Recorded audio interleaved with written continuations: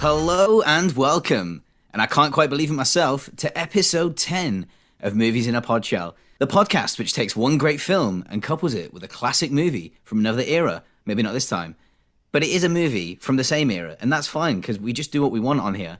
This week's pick, The Lost Boys. I'm Jamie, and as usual, I'm joined by my co-host, Fincher's most recent restraining order. You can call him Johnny. Nice. How you doing, Johnny? I'm good, thank you. How are you? Yeah, I'm all right. Yeah, I'm all good, thank you. I feel like we've not recorded in ages, but it's because we're doing bi-weekly now. That's it. I was about to say as well, it feels like I've not actually spoke to you in ages, so it's quite nice to be able to do the podcast together because you've been pretty busy with work.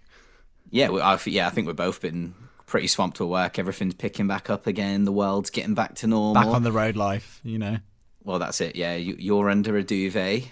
Yeah, so we've noticed that in my recordings, Jamie's audio is always crisp and clear and beautiful, and then mine comes through and it's super echoey. So we said, we'll just throw a duvet round. And then the practicality is that I'm now sat in a duvet for the next, couple of hours recording this podcast. But hey, it's fine. Yeah, I mean, I'm sure, I'm quite a hot person in general, so my temperature's always higher than most, I think. It's going to be interesting to see you shrivel up during the podcast. Yeah, I look like I've just been sat in the bath for about 2 hours. But anyway, there we go. Jamie. Well, go on then. I was going to link it and I got screwed. I was going to be like, Jamie, what you been watching? And then bang, you were in there. Well, that's a rarity. Yeah. So go on then. I'll let you do it. Come on. Go on, do it. So Jamie, what have you been watching? Oh, I'm so glad you asked. Well, so since the last podcast, I can't remember if I mentioned what I had been watching since the last podcast. So I'm going to go, I think I've watched 5. I've watched 5 films, not including the 2 films for the podcast. So Wow. I've watched a film called Bunny Lake is Missing. Did I mention that last podcast? I can't think remember, maybe I to be might have. completely honest, but go for it. Anyway, it's a 1965 mystery kind of film. It's I have actually the Blu-ray from Indicator. I actually really enjoyed it. I'm so sorry if I have mentioned it, but basically it's about a woman that reports her young daughter missing, but there seems to be no evidence that she ever existed. It's actually wicked. I don't think I've heard about that one. That sounds cool. No. Yeah, it's really good. Noir-esque? Yeah, kind of noir-esque. It's kind of a mystery. Do you know what? It's a little bit like, you can see where the inspiration came from Psycho. Oh, okay, cool. Definite inspiration from Psycho for me, I think. Yeah. And then I did watch quite a new film called Spontaneous. Have you heard of that? No, what it's about? So it's actually I actually really enjoyed it. It's had kind of sort of middling reviews. Like, a lot of people did like it though. So it's basically about students in their high school, which that's me all over. Straight away, I'm invested. Students in their high school begin inexplicably exploding. So they explode. It's like a horror comedy kind of thing. So there's a character, Mara and Dylan, and they're like struggling to sort of come to terms with what's going on. And they know that each moment might be their last because everyone from their class is literally just exploding. It's crazy. That sounds like a really good setup to an episode of Buffy, actually, or X-Files. So yeah, would I like it, or is it too horror-y for me? No, not at all. No, it's not. It's not horror at all. I think you'd love it because it's if anything, it's quite. There's quite a lot of sort of romance and stuff in it. So it's but there's a lot of twists and turns as well. So it did shock me, but I loved it. It's more it's definitely not horror. It's just gore, as in people explode and there's blood everywhere. Weirdly, I don't mind that kind of horror because I'm strange. But what was that one on? It's on Now TV. Oh, brilliant. Okay, I'll give that a watch. That actually sounds like anything that's that Buffy X-Files-esque premise. Then I'm well up for it. So that sounds cool. I do. Yeah, I definitely think you'll enjoy it. Then I revisited one of my favorite films, Whiplash. What can I say? I think it was the second. It was only the second time I watched it, but it did cement it for me that the film is incredible, unbelievable. It is, but it's such a difficult watch. But I've forgotten the director's name. It's going to really frustrate me. Oh, Damien Chazelle. His use of films building up to a montage is just brilliant. So his endings are a bit like, remind me of, you remember Nolan had those endings like the end of The Dark Knight with the speech and Batman running off and the dog's chasing him. And then in The Dark Knight Returns, you've got the one where they find the Batcave and then he comes up and it all kind of leads to that pivotal moment, then fade to black. Damien Chazelle does similar things with it. All leads up to, in Whiplash, it leads up to the drum performance. In La La Land, it leads up to, I really hope we talk about La La Land on the pod at some point, but it leads up to, I don't want to give spoilers away for La La Land, but it leads up to a essential part where it kind of shows you how all the whole point of that film has been leading up to showing where these people's lives have gone. It shows that in a 10-minute montage with like a musical motif. Yeah, that's incredible. And have you seen First Man? No, I haven't seen First Man yet. I'm not mad into space films for some reason. Like, not space films, but like going to space. I get it. Mad. Yeah. But I would say some of the direction, again, really good. And what I love is these montages we're talking about at the end of that film obviously leads to, funnily enough, the moon landing. And the way he builds the momentum to that point, it's so cool. Like I can't really describe. It's a really hard thing to describe unless you watch the films. But they just have a really good way of gaining momentum and leading to that one focal point. They're always so focused, aren't they? So Whiplash, it's that performance, and in La La Land, it's achieving your dreams and trying to make it in Hollywood. And then in Moon, it's obviously get to the moon. You know, it's it's cool. Of course. So do you actually like Whiplash? Yes, no, I do. I find it a very stressful watch. Do you know what I mean? But because of J.K. Simmons' character. Yeah, it's horrible. But also just the way the shots are so tight, uncomfortably tight a lot of the time, and it's obviously it's done for a reason. It's done on purpose, and that's why it's so good. I think it's unreal. I then watched The Warriors. Have you ever seen The Warriors? Have I made you watch The Warriors? No, we chatted about it briefly for the pod, because we were going to link it to something fair. It might have been for Romeo and Juliet, actually. It was. I don't think we did it, but that was the idea. Yeah, I've rewatched it.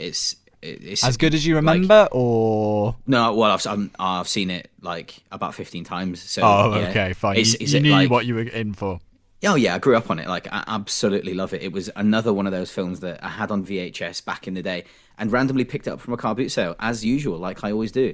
Unbelievable. Like, directed by Walter Hill, who people might know. He's done 48 Hours, Red Heat, Streets of Fire, those kind of films. It's a really, really good film. Like, is it the same Walter Hill who was one of the producers on Alien or not? As in Walter Hill and David Giler? Yeah, that's it. Yeah, it's that Walter Hill. Yeah. Yeah. Oh, your ears pricked up there, didn't it? Got a Ridley Scott, David Fincher reference in there. Thought excellent. Oh yeah, Happy you had days. to, didn't you? But it is, so it is the same producer. He wrote Aliens and Alien 3, didn't he? I know. Or co-wrote it. I think he co-wrote Aliens because James Cameron, he wasn't initially going to be the director, but he did a rewrite after he'd done Rambo 2. I don't know what the second one's called. So it was probably a co-written job. Okay.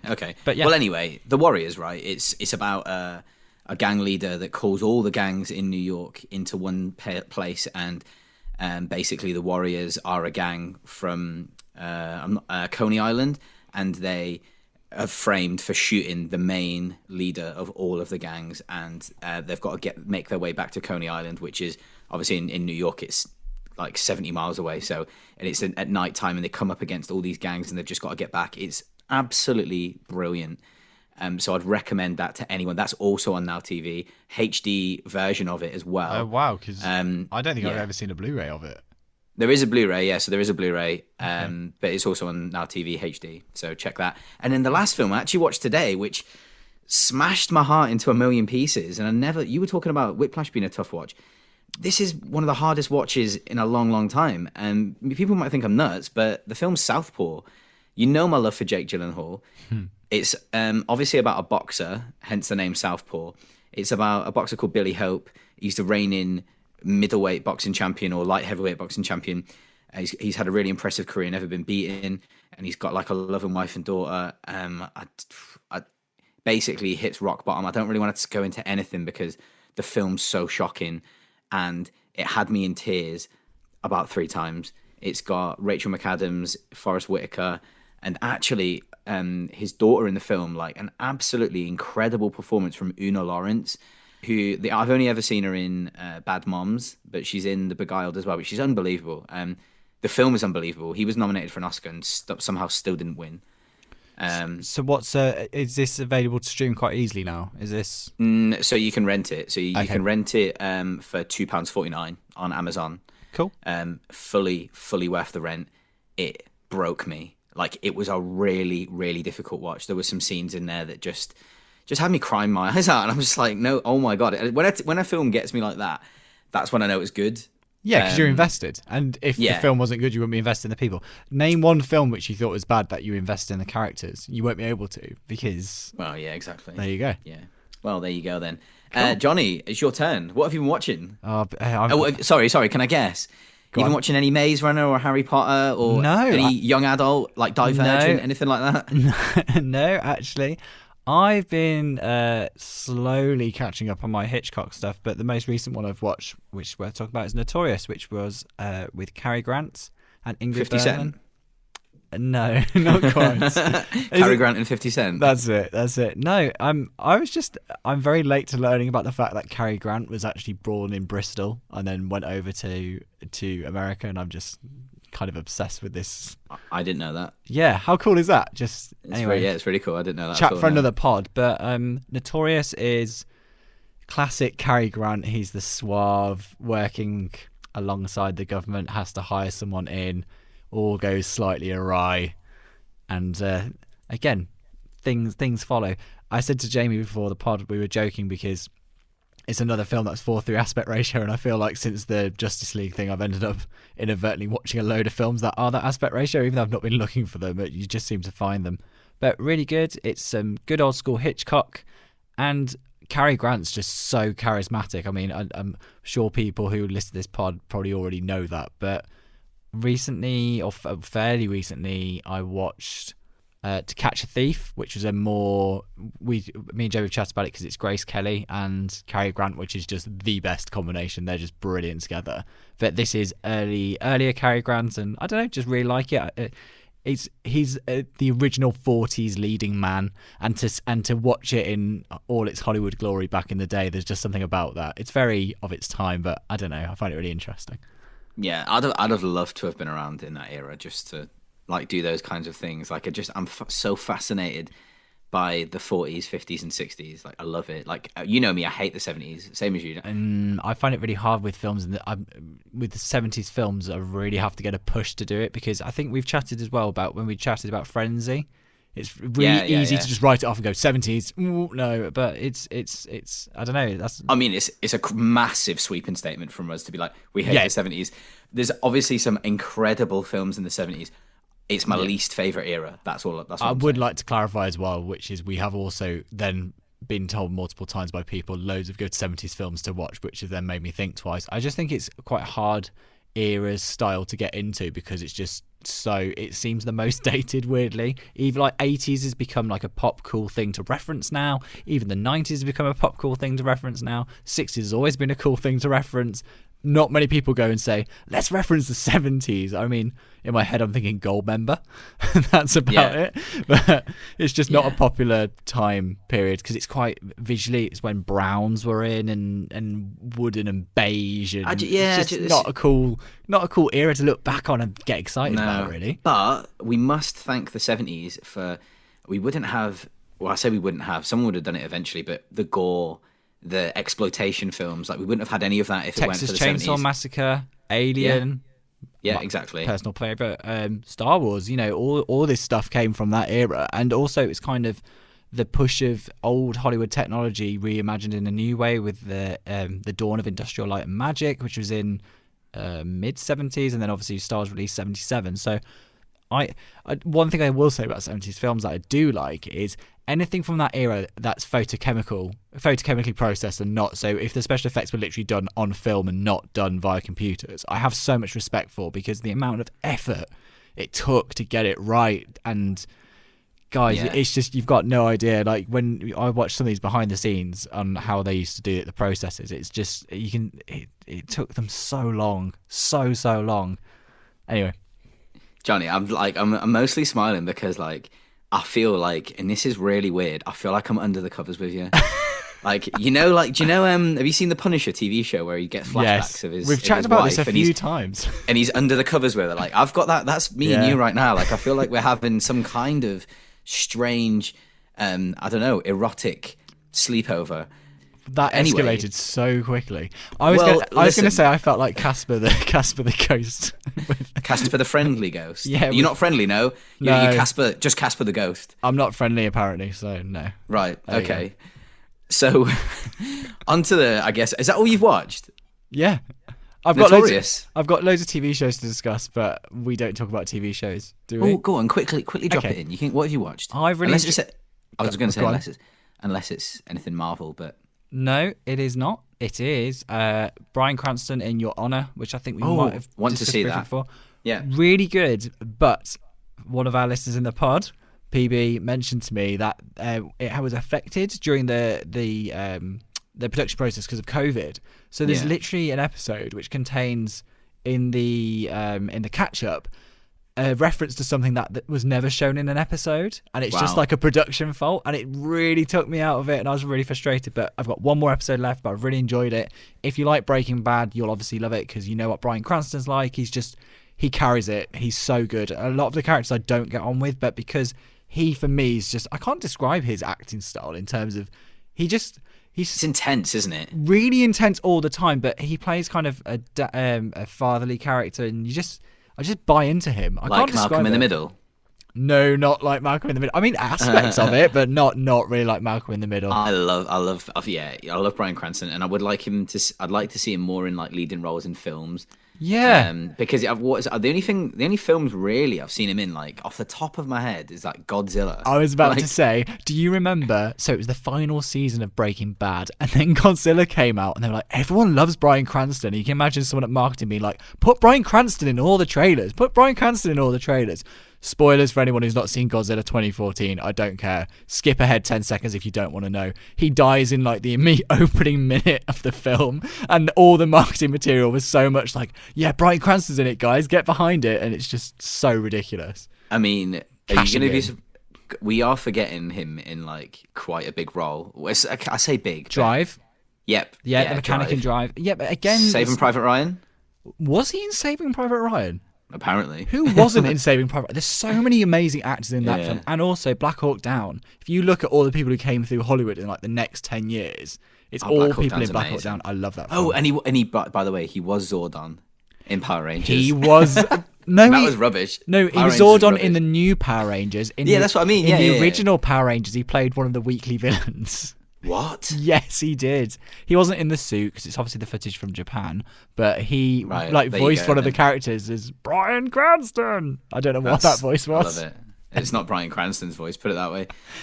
So, I guess is that all you've been watching then? Your Honor. Yeah, I've Oh, okay. Cool. That's fine. That's fine. We work hard. He's judging me. Listen.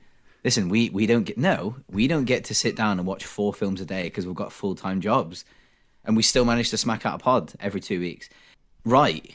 What film did we watch this week, Johnny? Tell me about it. The Lost Boys. Michael and Sam have just moved to Santa Carla, California. They're about to discover its secret.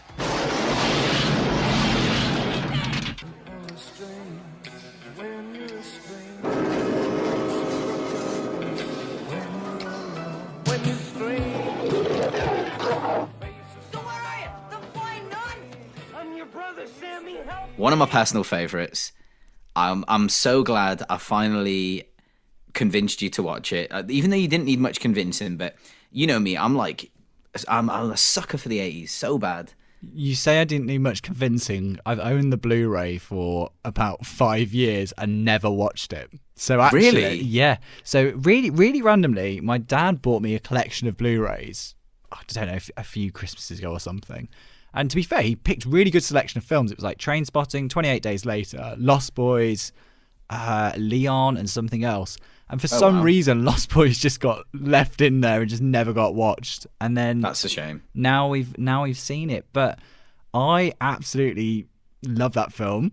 I didn't enjoy it as much as Flatliners, which I've always been quoted as saying before, because Flatliners for me was a bit more serious and took itself more seriously. But that's not to say I didn't enjoy Lost Boys. I think it's got one of the best soundtracks, which I think is quite a popular opinion anyway. And I said to Jamie on the podcast, by far the second best soundtrack, only to Dirty Dancing so far in the films we reviewed. Okay. And bear in mind, we had Once Upon a Time in Hollywood in there as well, which is a great soundtrack as well. I love that. It is. So, yeah, you speak to me about it. Tell me about how you first... I'm really curious. How did you first see this film? Is this another car boot VHS job, or is it, Oh, that's a really good question, Johnny, and it actually brings you into like a little spiral of do you know what? I've forgotten about this because I was thinking about telling you about this, and I'm so glad you asked because it completely slipped my mind. So... Actually, when I think I was in year 8 at the time, or year 8, and I kind of like started like hanging around with these 2 girls that like I thought were really cool, like, and I really, really fancied one of them as well. And they would always talk about like 80s films, so like Breakfast Club. I randomly got off a car boot again. Like all these films I get off car boots, it's crazy. Like my whole collection was. And you'll realize why in a second why I managed the Lost Boys. Yeah, guess what? Car boot. The reason being is because the Lost Boys is one of the highest selling VHS ever from Warner Brothers, and so it was on a car boot. It was always on a car boot sale somewhere.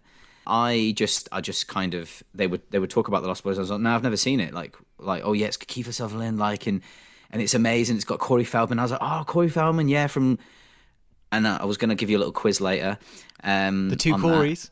The 2 Coreys, yeah. Excellent. So I obviously really fancied this girl, but we just became really good friends anyway. And then I watched it and just completely fell in love with it. Do you know, unbelievable. It always makes me laugh when when you're a teenager, the films you watch are definitely inspired by numerous things. It's what friends recommend and that kind of stuff, but...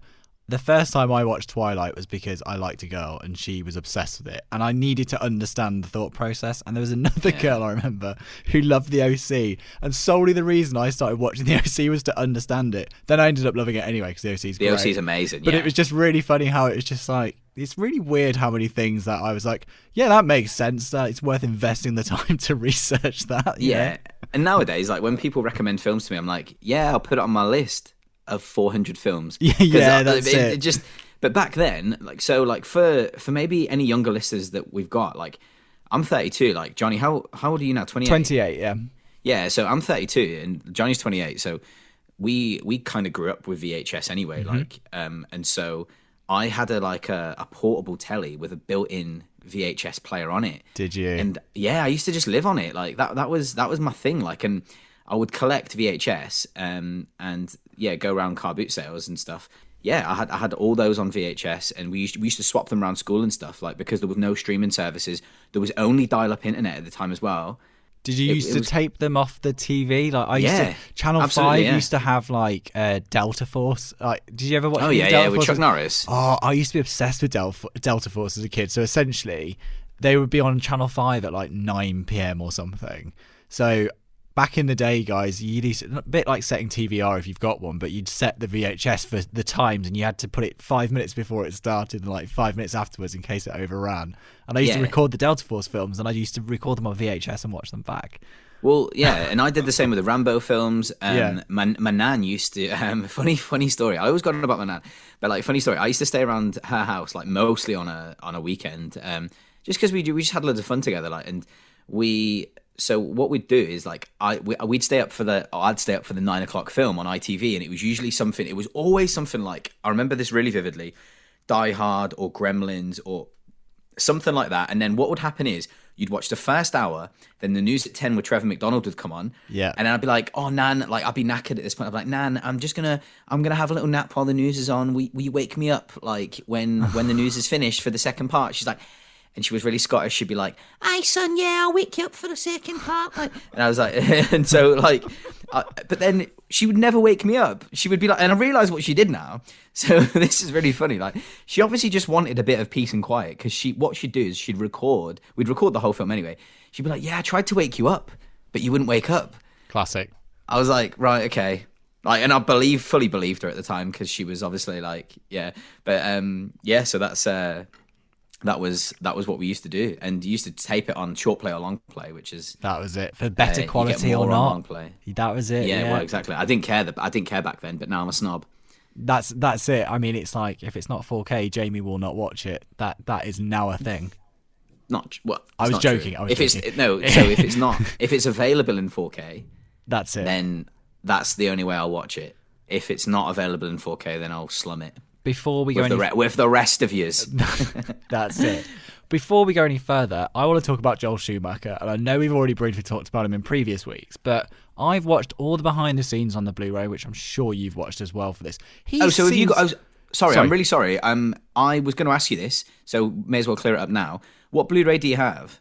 It's the red artwork, red with black and white on the front. But is it the Warner Brothers one? Has it got a sleeve with it? Is it like the Warner Brothers one? It's no got like sleeve, I think it's just the Warner Brothers original release. Okay, cool. But it's got quite a lot of special features, hasn't it? Loads of special features. It's obviously caught Kiefer Sutherland when he was mid-break somewhere on 24 season 5 and he sat on a chair outside in the desert, which is excellent. But no, Joel Schumacher was the kind of person where as a teenager, when it's really easy to say, I don't like this and I don't like that, I used to say, I hate Batman Forever and I hate Batman and Robin. I've rewatched them both recently and we've chatted about this briefly. I still don't think Batman and Robin's great, but I know what he was doing. I really actually quite enjoyed Batman Forever, and I know we've talked on the pod about how he was initially trying to do something a bit darker, but what I love about Joel Schumacher's style, energy. Every frame has energy. You watch Lost Boys. Lost Boys is not a big budget film at all. Starts with a helicopter shot over the water. You've got that banging soundtrack instantly. The moonlight, 8.5 million. Yeah, the moonlight's like I'm saying tinkling, but it's just like reflecting beautifully as it No, I get you. Know exactly what you mean. And then you get all this of the it sets the scene because you see, okay, it's a seaside town, so if people go missing, it kind of makes sense.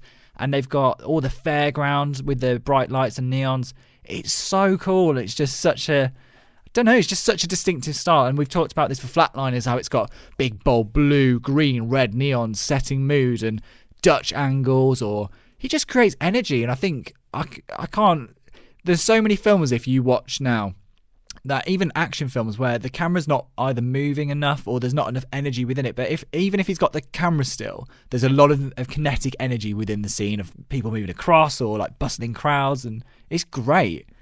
Do you know what? I really loved that last little 45 seconds to a minute of you gushing over Joel Schumacher. I'm sorry. No. Like, I love it because it was so honest. And you sounded so excited about it. And after watching all the special features and stuff and like a few little bits about him, I also feel a bit bad that I maybe didn't appreciate him enough while he was still here, because unfortunately he passed away. Like, he was fighting stomach cancer for years. But he's a wonderful, wonderful man. And he's got a wonderful, wonderful filmography. And there's a few films that I need to dive into a little bit more. Yeah. But what did he do? He done the number 23 with Jim Carrey, which I've seen it, but I can't remember. Falling Down is, for me, his second. So I say second best film. My second favourite film from him is Falling Down with Michael Douglas. Incredible. Phone Booth, which I really enjoy. Phone Booth for me is a modern Hitchcock. It's someone set in one location essentially for a whole film. How does that pan out? Really love it. And again, he has quite a collaboration with Colin Farrell. He had a few projects with him, didn't he? He had there's an army one which I've forgotten the name of, and someone's Tigerland. Yes. No. I think that is Colin Farrell. Yeah, so he did Tigerland with Colin Farrell. But I've not seen, weirdly, St. Elmo's Fire, which is definitely right up my street. I know it is. That's with the usual suspects of Emilio Estevez, Demi Moore, Judd Nelson. But then I've seen Phone Booth, which is fantastic. But I still need to see 8mm with Nicolas Cage. I haven't seen that. Is it A Time to Kill? But no, I would definitely say that Joel Schumacher, as I said, as a teenager, it's really easy to say, my Batman's dark and I don't like this. And now I'm looking back at it and I know his mandate from the studio was that the Tim Burton films were so dark, so dark. Like Batman, the second Batman film, I know it's Jamie's favourite, we talked about this, was so dark. And they were putting product deals in with McDonald's and Burger King. for a film that was a 15, and it just didn't sit right. So they asked him to go the other direction, and that's what you get with Batman Forever. But in terms of the look and the visual style of Batman Forever, it's so different to any superhero film we get now. No one would be that bold or edgy or colourful or push it. You just wouldn't do it. The only thing that comes close to it in terms of like such a distinctive style and humour for me would maybe be Guardians of the Galaxy, but even not to the same extent, but just yeah, I know exactly what you're saying. It's brave, isn't it? Like, and it's a very distinctive style. And I feel like he really does, like, he carries that kind of style throughout all of his films. 100%. And so this was his fourth film, and he said that this kind of turned his career around. So this was like, I think he'd done St. Elmo's Fire just before this. It is a cult film again. I mean, and he's quite like, most of his films are cult films. So like Flatliners is a cult film. Falling Down's a cult film. Like, if you speak to average Joe on the street, they've never heard of Falling Down, but the people that have seen it love it. Like, absolutely love it. So this was his fourth film. He said it turned his career around. Like, doors flew open for him, and you can see that because after this, he did do Flatliners. He did go on to do Fallen Down, the Batman films, 8mm, Bad Company, Tigerland, Phone Booth, The Phantom of the Opera. Oh, I have seen that as well, actually. That I quite like that from a musical, actually. But anyway, The Phantom of the Opera. Yeah. Not seen it, but also it's clearly Joel's vision. So Michael Chapman says, can we mention Michael Chapman, the cinematographer? Yes. Unbelievable. Do it. Tell people about Michael Chapman. Go for it. So Michael Chapman is a pretty iconic cinematographer, really. He said he was really surprised to get Michael Chapman on the film in general, like, because he'd done Taxi Driver, he'd done Raging Bull. He went on to do The Fugitive. I think he'd done Invasion of the Body Snatchers, Scrooged. The man is like absolutely prolific, but he quotes as saying is like, it was Joel's vision though. It was Joel's vision, but many people also, I feel like it was just the perfect storm, this film. Everyone come together. He said, like Joel said, it was the perfect cast and it was the perfect storm for me. Can we do your favourite bit? Shall we just give a brief synopsis and then we can start talking a bit more about the characters, because I just want to gush over Keith Sutherland as David, but let's actually do it. My favourite part of the film? No. Brief synopsis about what the film is. We haven't actually my said what favourite the film bit. is about. Okay, right. So, I mean, we haven't. I'm sure if you listen to this episode, you've seen The Lost Boys. Yeah, true. Why would you be here otherwise, unless you love me and Johnny? Which, I doubt it. Anyway, the film, it's a vampire film. It's a teen vampire film. And you're probably thinking, what the hell? So it's basically about a mum and her two teenage sons, and they move to coastal California town, which is... I can't remember what it's called, actually. It's a fake name. I think it is a fake. Is it Santa Clara the fake Santa name? Carla, yeah. Santa Carla or something like that. Yeah. But I feel like that's a real name. So, and so basically it's over. They arrive and they realise it's, like, overrun by, like, bike gangs and, like, just hipsters. It's the other side. They drive in the other side of the sign. So the sign says, "Welcome to Santa Carla." They turn around and the other side of the sign says, "Murder capital of the world." That's it. And so, like, so the film is basically, like, the place is overrun by vampires, missing people everywhere. There's, like, it keeps, like, banging on, like, they keep showing photos of these, like, missing people all throughout this place. So I wrote in my notes, it feels really hipster. Joel Schumacher's, he's created a place that feels separate from the rest of the world.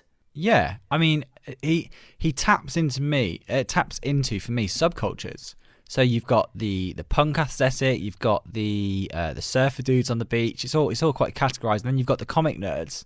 Yeah, it's Mean Girls. It's like Mean Girls have like ripped, like, yeah. Yeah, and it's essentially we are seeing this place for the first time through the eyes of Michael and Sam, who are the two brothers. So Jason Patrick plays Michael, Corey Haim plays Sam, and essentially they've moved because their parents have divorced, so they've moved in with their grandpa. And I love the grandpa because when they get to the house, he sets all these rules such as, well, it's stuff in the fridge. Don't look at this. Don't touch that. We don't do this around here. Do you have a TV? No, I have the TV guide, but I don't actually have a TV. And just Yeah, you don't need a TV when you've got a TV guide. Like, he's a really quirky character, and it kind of gets you set up. But he says to his wife at the start, to his daughter at the start, to Lucy, "You're the only person who I know who's been divorced and comes out worse off." And it's just like exactly, and a good setup. And that for it. Do you know what? Yeah, and that sets up her character, because I think she's a really important character, right?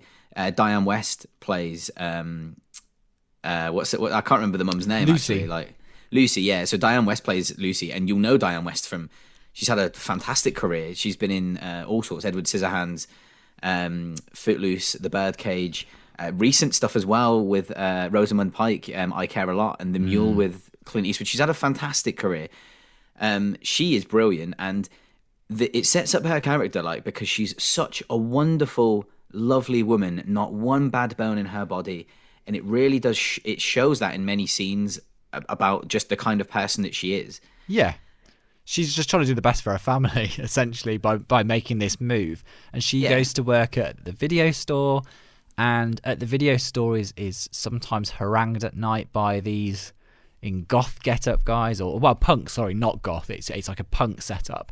So we meet Kiefer Sutherland as the character David. Now, the first scene, actually, we're jumping ahead a little, but we're not doing a play-by-play, but it's important to show, I gushed over the intro about how much I love they show the pier setting and all this. People are strange.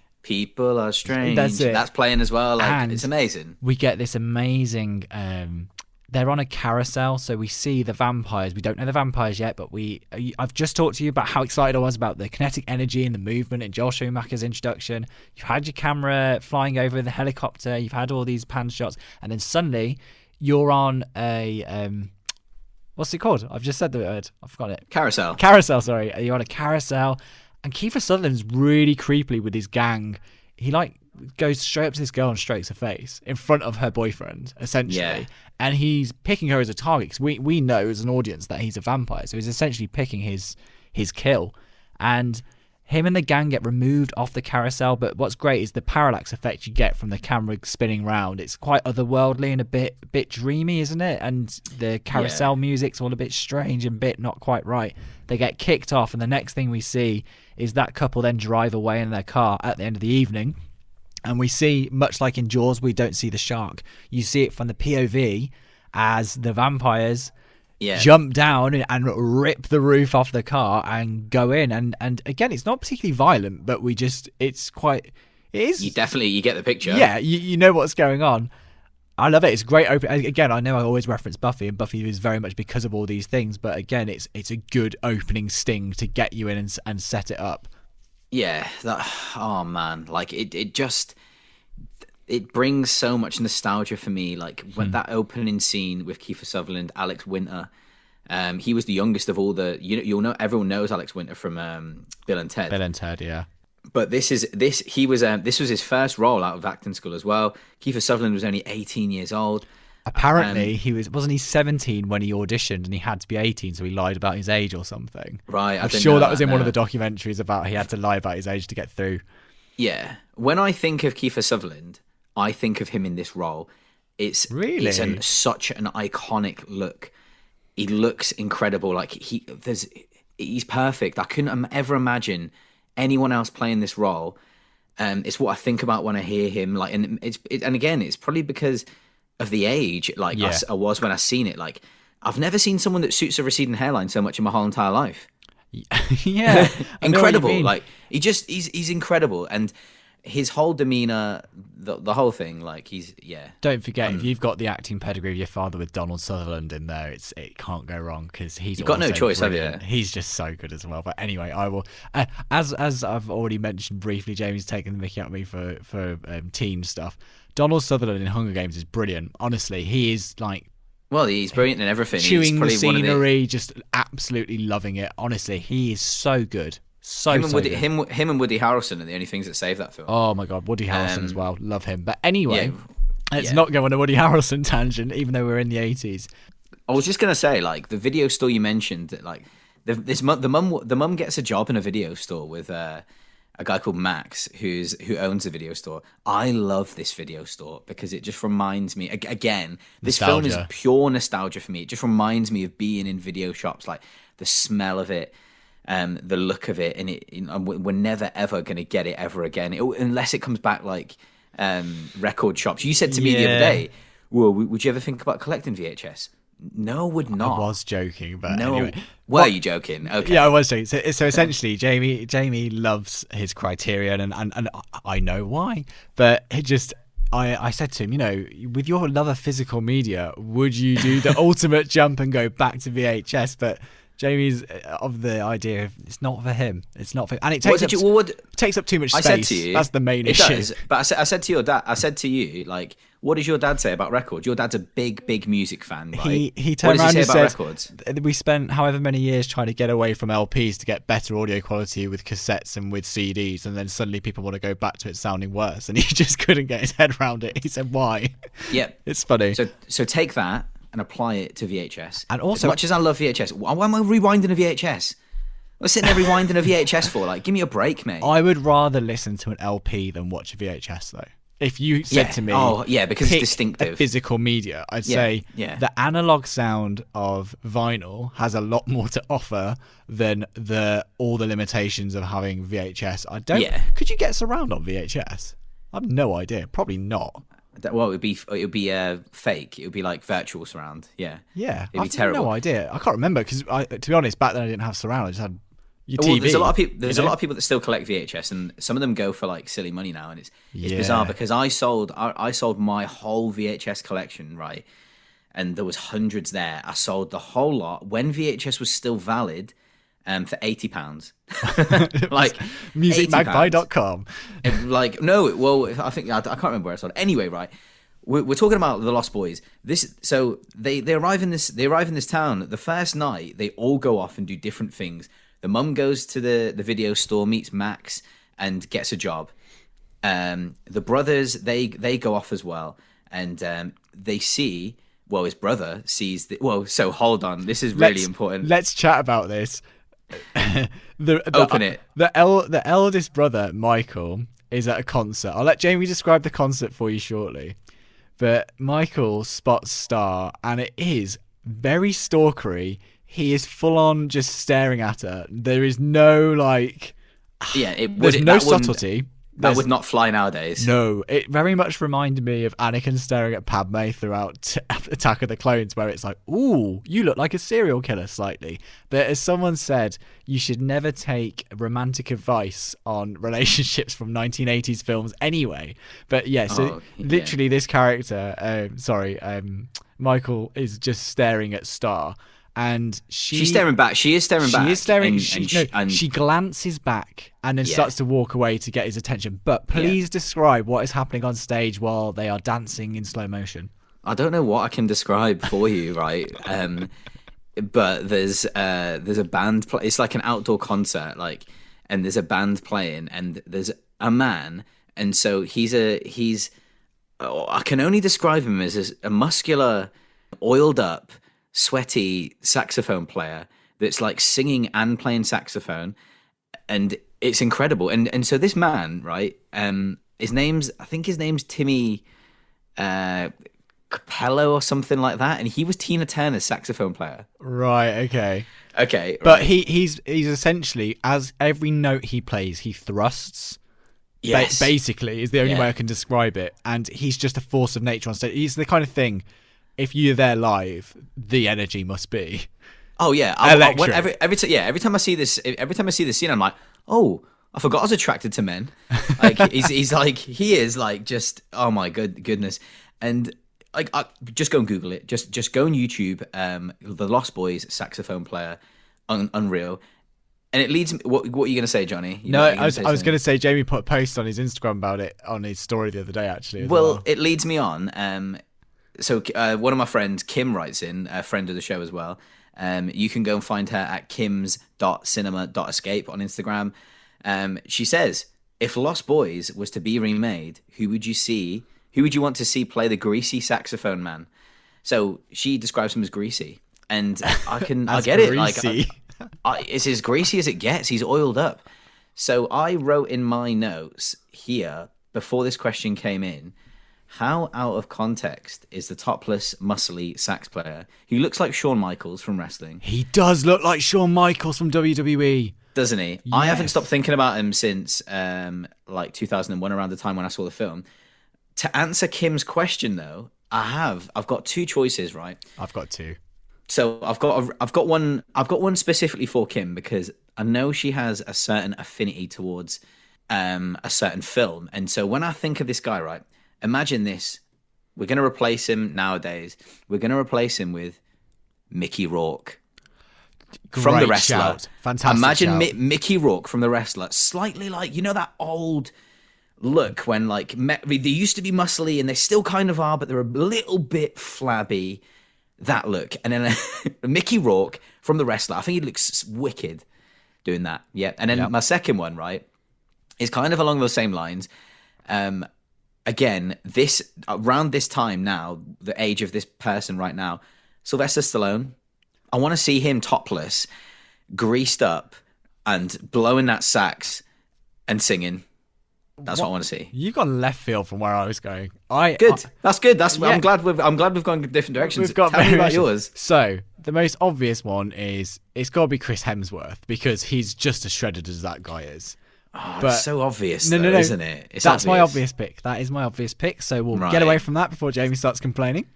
And I'm not complaining. The number two choice, John Cena. John Cena loves taking the mickey out of himself. He always, I don't know, challenges what people's perceptions are of him, and he's he's just a good sport. And I know if someone said to him, "Hey, do you want to do the Lost Boys, saxophone?" Yeah, why not?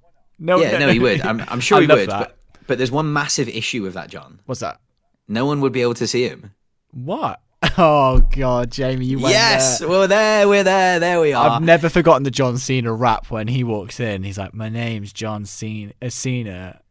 I wouldn't want to be ya," and then he starts doing the hand movement and all this stuff. Anyway, Does he? I don't know. It's really bad. Anyway, right, enough John Cena chat on the pod. Well, anyway, right. It does like the film gets right into it from there, doesn't it? Because so Michael literally starts following Star. Yeah, which does not age well, let's be honest. But anyway, we'll go with it. Well, there's certain things about the second film that doesn't age well either. But nothing ages well nowadays, does it? So what we can say is that what's Michael's brother's name? Sam. So Sam. Sorry, I'm asking you, which is hilarious. Like, it's one of my favorite films, but I can't remember what his name is. Yeah, that's it. Crucify me, listeners. Michael goes off, follows Star, and then Sam goes off into another one of my favorite shops in a film, a wicked comic shop. So good. Run by the Frog Brothers. Now, the highlight of the film for me is the Frog Brothers. So you've got Edgar Frog is the guy played by Corey, is that right? And then you've got Alan Frog played by, it says here, I've actually got notes. Jameson Newlander. Okay. Yeah, Jameson Newlander, yeah. So Edgar and Alan. So a reference to Johnny. Edgar Allan Poe, who used to do like horror stories, short stories, that kind of thing. Yep. If you've seen the Simpsons episode with Lisa's science project being the beating heart under the floorboards, that is what the reference is to. That's probably a very niche reference. That's a very early Simpsons episode. Anyway, Corey as Edgar Frog is my favourite because Schumacher said to him, "I want you to be like Sylvester Stallone." So he went and watched Rambo. He lowered his voice to talk like this and his character and his brother are basically obsessed with the fact that there are vampires there. And at the start, Sam thinks they're crazy. What are you talking about? Get over yourselves. And then actually what happens is Sam realizes that the vampire thing is true. So Corey's character, Edgar, starts advising how you kill a vampire, how you trace them, and he knows all the folklore and this kind of stuff, and he plays it dead serious. So he's "Hi, I'm Corey, and I'm Edgar Frog, and we'll help you take care of these vampires," and it's just great. I love it. It's incredible, and he has the full-on Rambo like red like belt around his head. He's committed. Absolutely. And so this is really interesting. So Johnny, it's quiz time for you, unless you didn't know. Uh-oh. Now, there was a film from a year before with two actors from this film, and they worked together on a film quite similar in terms of a group of boys What was the film? Goonies. Go on. Nope. No? Nope. No it's idea. not Goonies. But I'm sorry. I've shot you down so hard there. It wasn't the Goonies. So there's two characters in the film, two actors. They worked together on another film the year before. Very famous film. I'm gonna give you. Would you like a clue? Go for it. I don't think I'm going to get it because I'm terrible at it. Based on no, you will. You might. Based on a Stephen King novel. It's gonna throw you off even more. Nope. Okay, I'm gonna tell you the two actors, and then I want you to tell me what the film was. So the two actors were Kiefer Sutherland. He worked on a film with Corey Feldman the year before. What was the film? I have absolutely no idea. I'm just going to hold my hands up right now. Go for it. Tell me. Stand By Me. Come on, Johnny. Oh my God, one of with my Will absolute Wheaton. favourites. Yes, Will Wheaton. Yep, Yes. it is. Yep, Will Wheaton. Yeah. So there you go. So Joel okay. Schumacher got Corey Feldman in, right? Corey Feldman was acting like Corey Feldman. And then Joel Schumacher was like, "No, you two." That's what he said. Like when you said he go and rent some Sylvester Stallone and Chuck Norris films, and he said, "You two are Marines." That's like, it. And he said, "Act like Marines." And it was only like kind of halfway through the film when they realized, like Corey Feldman and Jameson realized just how funny it was. Like, Yeah, it was hilarious. And they are like so funny throughout all of this. And that was when like Joel Schumacher said to the WB, like Warner Brothers was saying, oh, what's the film like? And Joel Schumacher's like, no, they were saying, is the film a horror or a comedy? And Joel Schumacher was like, yes. Yeah, because it's very much both, which is, as we said, like stuff like Buffy, it very much toes that line, doesn't it? That kind of taking itself seriously, but also not afraid to make a joke about itself at every, Absolutely, yeah. And I guess like from this night, the whole story is born. Like Michael tries to chat up Star, and well, I say chat her up. Well, he talks to her and he's successful in it. She wants to go with him, and then the vampires turn up and they're like, "No, you're coming with me." Like Kiefer Sutherland says, "You're coming with me" to Star. And then they have this race. They cue an epic bike ride, which really weirdly reminded me of Rebel Without a Cause. Because yes, very much is. Yeah, for people who've been listening since episode 1 or very early doors of the podcast, episode 3 or 4 maybe. Early doors in Rebel Without a Cause, they are Film Forager. This is for Film Forager because she listens to every single episode. That's it. So there is a scene in that film where the teenagers are literally preparing to drive their parents' cars over a cliff face. And it's a game of chicken of who can jump out the car first. And then in that film, it goes horribly wrong. However, in this, obviously, we know that Kiefer Sutherland's character, when they go on this bike chase, which, again, Joel Schumacher, so much momentum, cameras moving everywhere. And if the camera's not moving, the bikes are crossing across the screen at such pace. Really well edited too. What's the track? Lost in the Shadows. Is that correct? Yeah. So I think so. Yeah. Love it. Absolutely love it. And it's all blue, like moon, like it's lit by the moonlight. Really atmospheric, super atmospheric. And it basically culminates to they get to the edge of this cliff, or we know they're coming towards the edge of a cliff, and it gets really foggy, and they don't know what to do. So Michael goes to bail, doesn't he? I was gonna ask you about this scene actually, right? Because you've more recently seen Flatliners and most notably Batman Forever. So the use of like red and red light and lens flare and smoke and blue light, that's really distinctive of his style, isn't it? Yeah. And this is one of the first times we see it, really. Yeah, I'd agree with that. I think the cinematography in this film, we've already briefly mentioned the cinematographer, but is excellent. But what I like about it is there is such a strong use of colour. There's a lot of red later in the film. Once Michael, so we're basically going to go into discussing, Michael actually becomes a vampire. He's tricked into drinking something which he thinks is wine, and it's actually blood. Now, the reason he does it is because... It's clever. Classic, he's trying to impress Star, he's around the group, and, like being... Well, they're eating Chinese food, so this... Like being peer pressured into drinking, though, isn't it? It's like being peer pressured into doing something, and because there's a girl he likes there, he plows on and then regrets it pretty quickly. Well, yeah, and so it is like, and I think it's quite clever, really. So they're sitting around eating Chinese food, and like Michael, like Kiefer Sutherland's character, gives Michael a box of rice, and he says, "Oh, like how are you enjoying those maggots?" And he looks down, and so 1 minute it's rice, and the next minute it's maggots. And so he's like, "Oh my god!" and he throws it on the floor. He's like, "It's like what? Like okay." He's like, "It's only rice." And then he's got these noodles, and he says, Yeah. Okay." And then he eats the noodles in front of Michael, and so this is why it's so important. So he's tricked him with the rice, and so next he gives him the noodles, and he says, "Oh, how do those worms taste?" And then he drops those. And then he drops those. He says, "They're just noodles, Michael."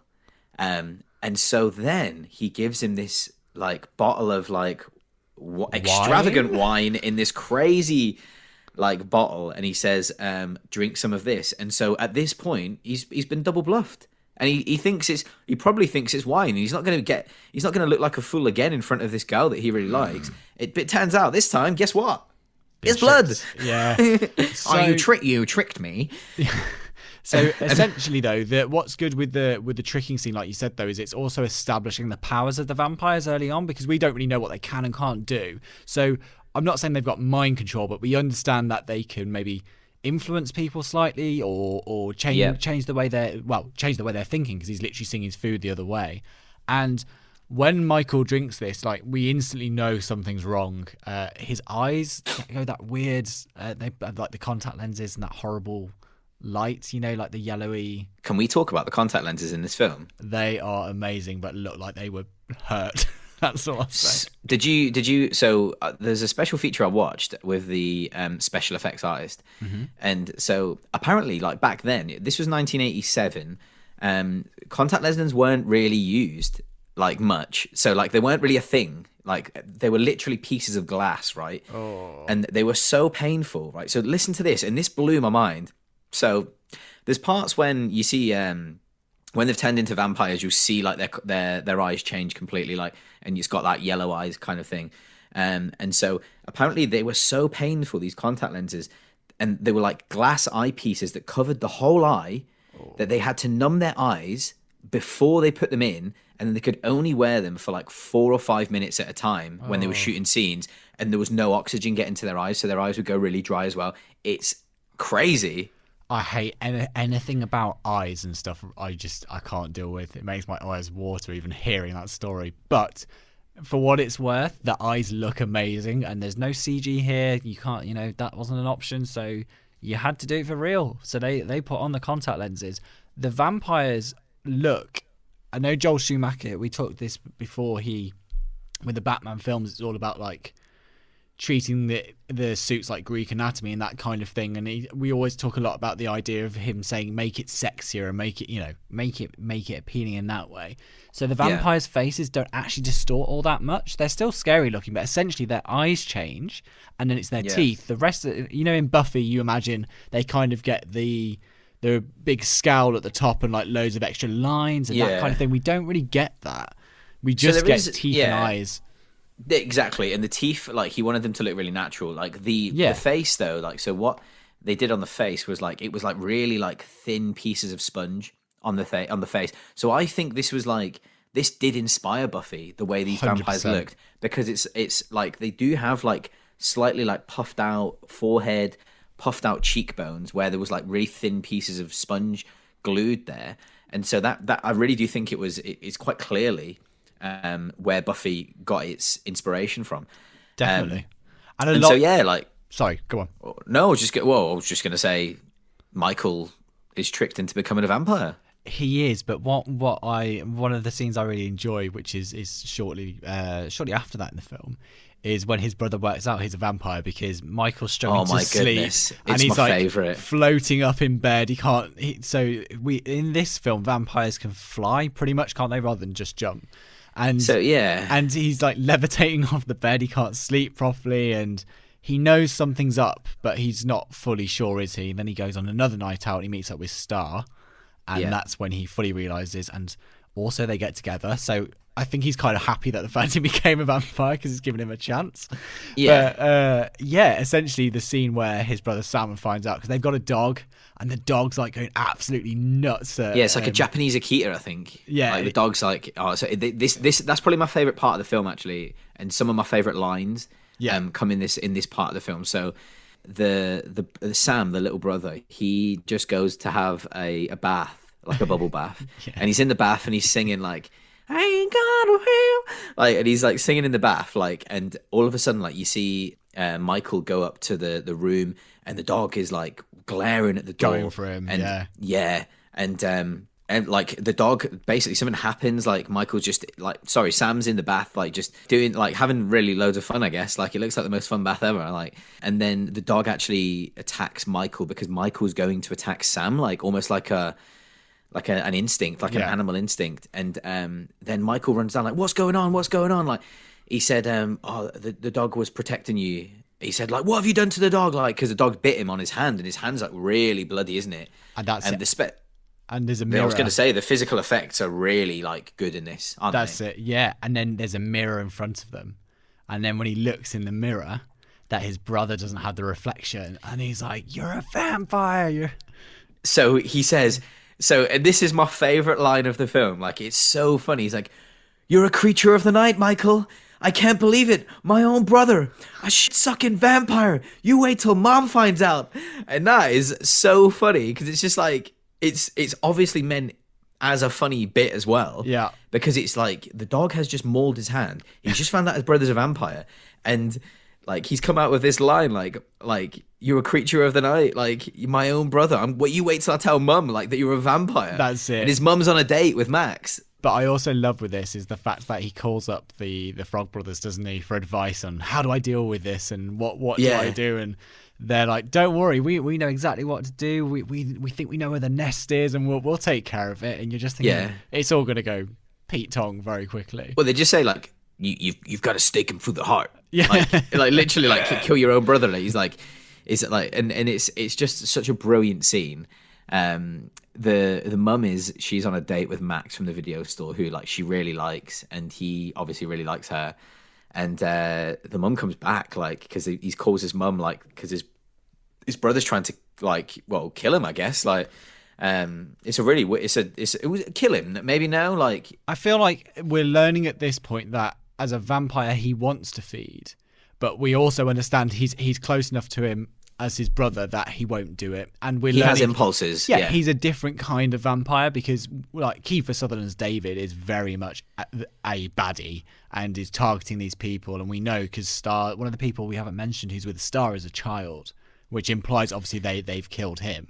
Okay, and we see that Michael essentially is trying to save Star and the child from this abusive gang, essentially. So they can be saved. So the rule is, if you have, like, drank the blood or you're becoming a vampire, as long as you don't kill, if the head vampire is killed, you can then become human again. That's it. If you have killed, then it's you stay a vampire. So the three people in the film that haven't killed yet are Star, the little boy, I can't remember his name, and Michael. They haven't killed anyone, and they try and get Michael to kill. They try and get Star to kill Michael when they sleep together one night. It's oh man, it's presented as a teen vampire film, but there's some really dark scenes. I want to talk about his initiation. There's a scene where the gang are saying, it's the famous bit when they go, Michael, no more training now, Michael, and they're showing all their abilities. So the first thing that I'm not going to get them all in order, but I know they do the thing where they're hanging off the train tracks and showing their strength. Yeah. Then they fly off the train tracks to show they can basically fly and survive. And then they do other things where they are watching a group of rockers or punks, whatever, having like a party by a fire, and Kiefer Sutherland's character David says, right, training wheels are off we go, and him and the gang fly down, and really super violent. We haven't seen any violence till this point. At this point, the first shot you see is Kiefer Sutherland biting into somebody's head, blood splurting everywhere. That's like an actual scalp. Like the blood, like literally, like just spurts, doesn't it? And it's traumatizing Michael. And Michael's it's good acting actually, because he's resisting the urge because the blood is calling him and he needs to feed. But on the flip side, he's disgusted at what these guys are doing. But people have compared it to like a gang initiation, because I said to you, he was tricked into joining the gang. He's been led into false pretenses with the with the wine, which is actually blood. And then on this first date, it's like he hasn't got a choice. Like, well, he has got a choice because he doesn't actually do anything. But the fact is, he's just kind of following and learning all the things that he can do because of what these people have done to him.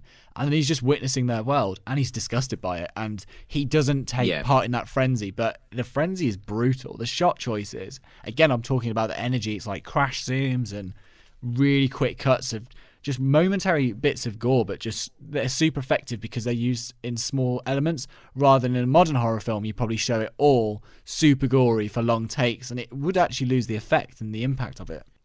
I fully agree. Like, I think it's the way this has been done, and Michael Chapman was saying that he really wanted to do a werewolf film, and this was like the closest he got like to doing like some kind of like scary like supernatural film. Jason Patrick, Joel Schumacher had to convince Jason Patrick for like 6 weeks to take the role. So he was only 18 at the time. And Joel said, like, he basically said, like, no one had the look that Michael had. And he is like, Jason Patrick looked gorgeous. Like, he's got this like long black hair, and he looks amazing. And he didn't want to do the film if he was afraid it was going to be like an exploitation horror film. And he took his acting really seriously. Did you also hear that apparently Ben Stiller was up for that role? Yeah, but young Ben Stiller, so this is, I don't know how much he had done at that point, but that surprised me. I haven't seen really Ben Stiller do anything serious. I don't think. I've only ever really seen him in comedies, actually. I think he did one about something like turning 40 or something, and it was a more serious one. So I've got on Blu-ray a film called The Secret Life of Walter Mitty, but I haven't watched it yet, and I know that that's like a more of a coming-of-age style film. Do you know what? Maybe it was that, but it's something about like having a midlife crisis, but not. Yeah, that's the film. Okay, yeah. He goes and finds himself, like he's sick of doing his office job, like so he goes and finds himself. Yeah, I mean, I think that I wouldn't change a thing about any part of this film. I think every piece of it is the reason why it's a cult film now is that it's just perfect in every way. Like, we're so attached to these people. I was going to say there's a few things I know we briefly talked about cinematographer, and I will eventually stop, but the use of colour in the first attack scene with the gang is amazing because it's the fire is essentially the source light. Yeah. And it sets the mood because, vampires, you're thinking of hell and the fact that they can be killed by fire and whatever, and it just it's a horrible look, if you know what I mean. It's that kind of the soup effect almost, like people used to call it, but it's true, and it makes you feel uncomfortable because the colours aren't right. It's too warm. But with red being obviously a colour of violence and blood, it all just works. It's just great. Absolutely love that sequence. No, it's so good, and I think you say at that point, like, Michael realizes he wants nothing to do with this, so he goes back to his brother. Like, it was weird. He goes back to his little brother, and then they devise a plan to end it all. So essentially, it gets a bit Home Alone. It is very much. Well, I'll say this is probably before Home Alone, actually. Oh, it definitely was before Home Alone. Yeah. So they're setting up all the traps in their house for the vampires to come to them, because Star and the child, which we've not remember the name of the whole podcast, and I'm sorry for the number one fans who know, and they are there at the house with them, so they're going to protect them. So the Frog Brothers come round to help them set up the self defenses, and they're going to take out the gang. And there is a very brutal home invasion, and the vampire deaths are actually really gruesome. Gruesome. The little boy's name's Laddie, by the way. Laddie. Okay. Apologies to anyone who's been shouting for the past hour of the podcast that we've not said his name once. No, like, it's really funny. So you mentioned the Home Alone sequence. Yeah. They do briefly go to the vampire's lair as well, and kill one of them, and that's like kind of like gets them to come home. But this Home Alone sequence, right? So Corey Feldman, like one of the Frog Brothers, he says, and this, like, I'm not sure if you picked this up, because it's easily missed. He says, "Some explode, some implode, some go quietly, and some go screaming," and that's what he says. And if you notice, every one of the vampires, they all go out one of those ways. So one of them explodes, one of them implodes, one of them, like Kiefer Sutherland's David, he goes out quietly, and one of them goes out screaming. And I think that's so cool that they did that. What's great in this film is the whole way through, the mum's trying to have this relationship, Lucy's trying to have this relationship with Max, and it turns out that Max is the head vampire. But before this, there's a really cool dinner scene where they're trying to work out if Max is a vampire. Oh my god! And they're I like, love it, so Sam's character's like spilling garlic on him and like just trying to catch him out. And he's have they nicked holy water or something at that point? Or was that later? But they're just trying to catch him out. It's just funny. It's just really good. So they to have see. And he's they like, have holy water like everyone, don't they? And he's like, I'm not trying to be your new dad, because he thinks it's just they're worried that it's a. Well, he presents himself as thinking that, but I feel like he kind of knows what's going on. So when we get the reveal that Max is the big bad, essentially the father of David and these characters, it all goes very, very wrong in this home invasion, and it's great. There's a really cool fight. Again, for the time, no CGI, with David fighting Michael, and they're flying around. Again, typical Joel Schumacher, loads of energy in the sequence, so much going on, lots of tight shots between the two of them. It's very, very dramatic. You know what I'm saying? Like they are full on screaming and raging at each other. Even though that Kiefer Sutherland's character David does go quietly when he eventually dies. But at the start of the film, one of the first things we see is that the granddad's got this room that they're not allowed in, and the room they're not allowed in is essentially where most of the fighting takes place. That's right, isn't it? Because it's all like, what do you call it? Treasures from, not treasures, what do you call them? Trophies from hunts and stuff. So they've got like taxidermy. Like he does taxidermy. Yeah, like, and one of the ongoing jokes is like, as Sam, his grandson, he constantly gives him new taxidermied animals to put by the bed, and he's just terrified of them. It's just really funny. Yeah, I've got to say, like Corey Haim in this is fantastic. Like his like subtlety in his comedic timing is absolutely brilliant. And again, like he's not with us anymore. It's a real shame. Like, is he not?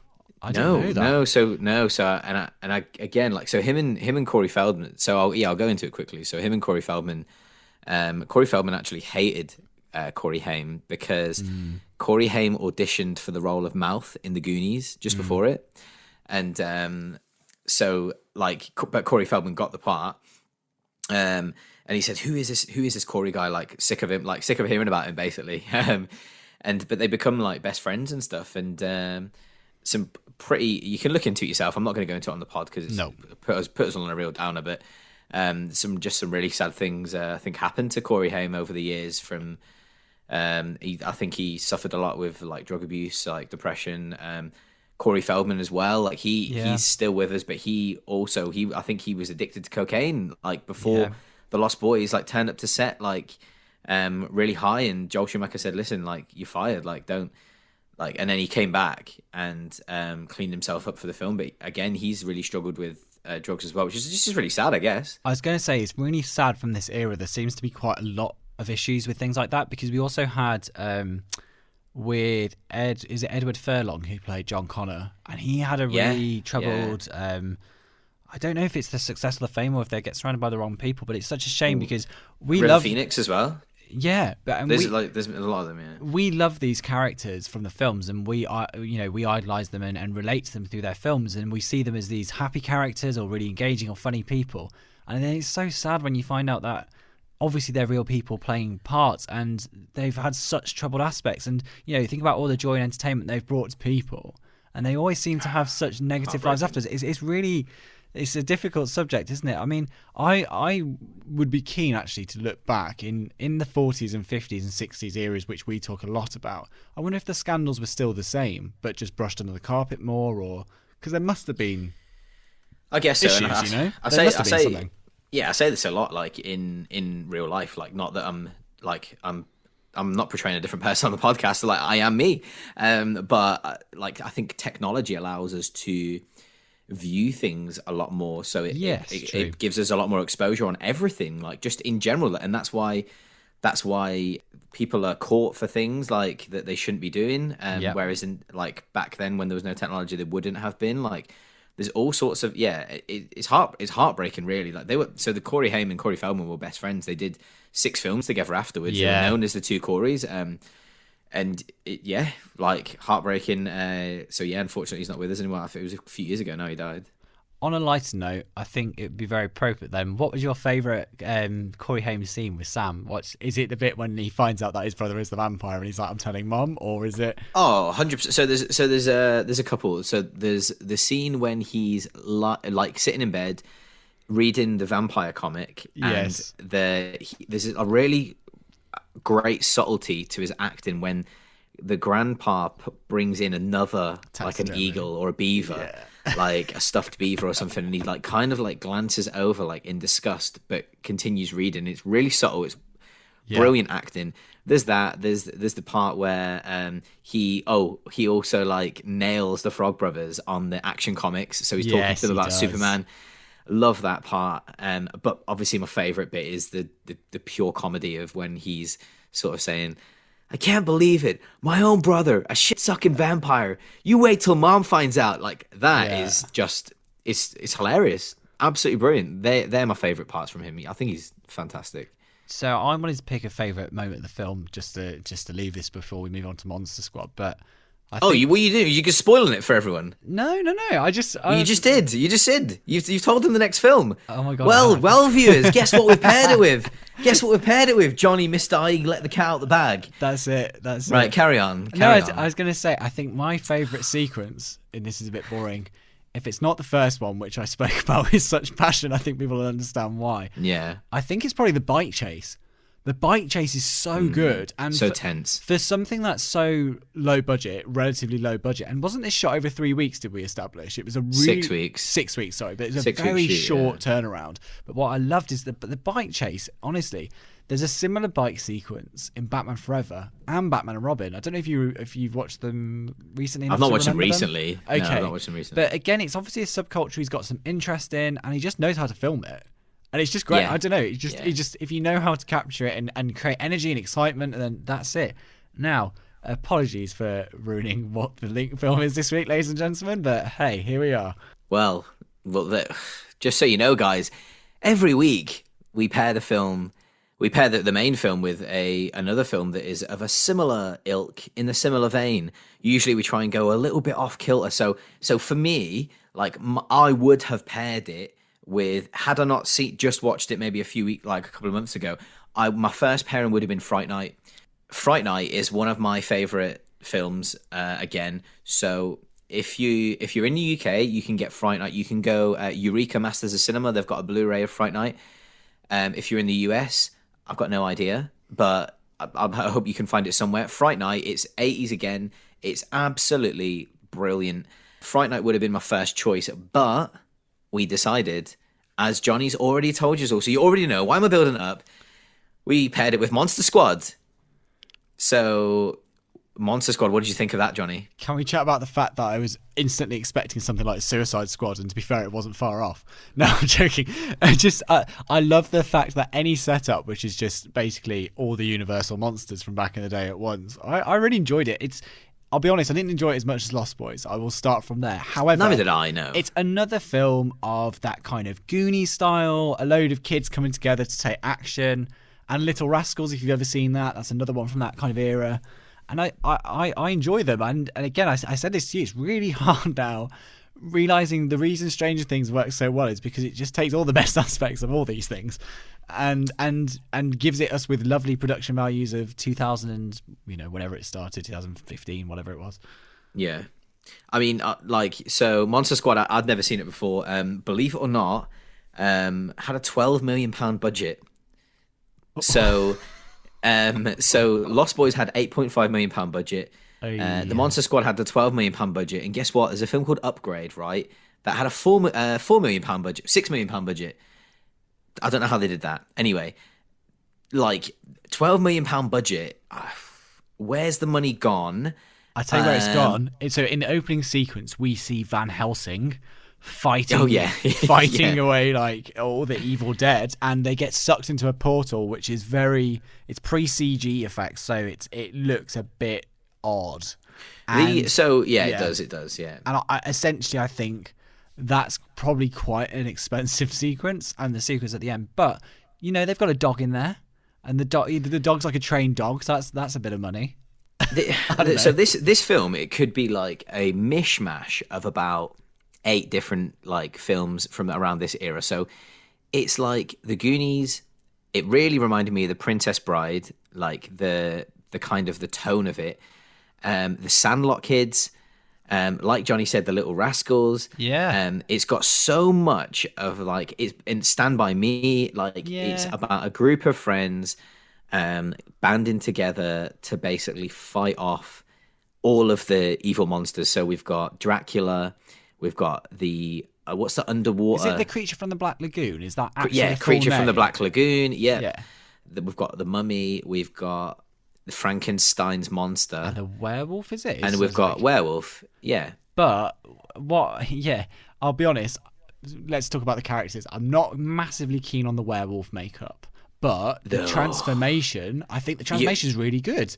You've took the words out of my mouth. Yeah, they do. Like, he's in a phone booth and he's saying, "Arrest me now, I am the werewolf," and they're just like, "Shut up," just completely shut him down. We don't believe you. We don't believe you. And there's this amazing transformation sequence. Again, no CGI. This is all practical, and it's really grim. It's on his close-ups of his hands, like start to balloon out, and then his back goes, and I just really like it. But then the final design, I go, ooh, he looks like he's like a hunchback wolf.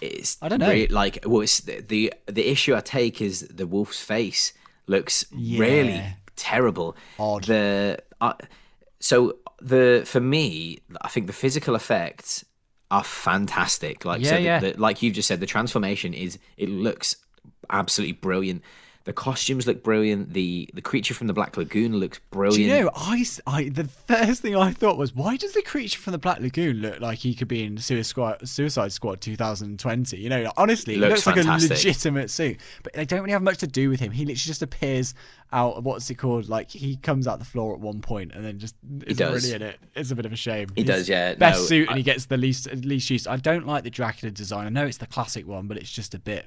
So Duncan Regia, I'm not sure how you say his second name, but just so you know, his portrayal of Dracula is considered by many as one of the greatest portrayals ever.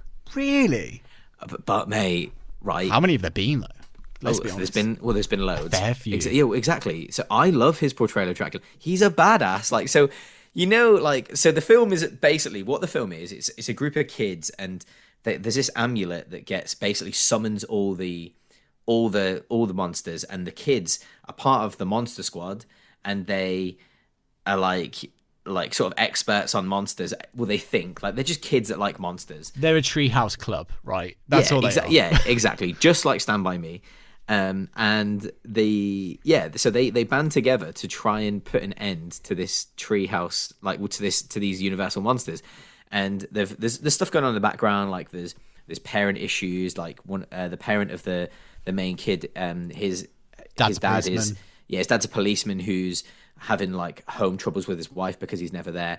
All those kinds of things. So there's layers to it. Like it's really good. Like I had so much fun with it. Like the last half an hour is crazy. Like I had so much fun, actually. And that's where obviously all the budget went. Big win machine. It's so much fun, and the little girl. His little sister's like 5 years old. She's so sweet. She's really, really sweet. Can I just say, have we mentioned Frankenstein's monster? No. So we have. We know he's in it, but yeah. Okay, so essentially the little girl forms a relationship with Frankenstein's monster, and it's just really cute. It is really cute.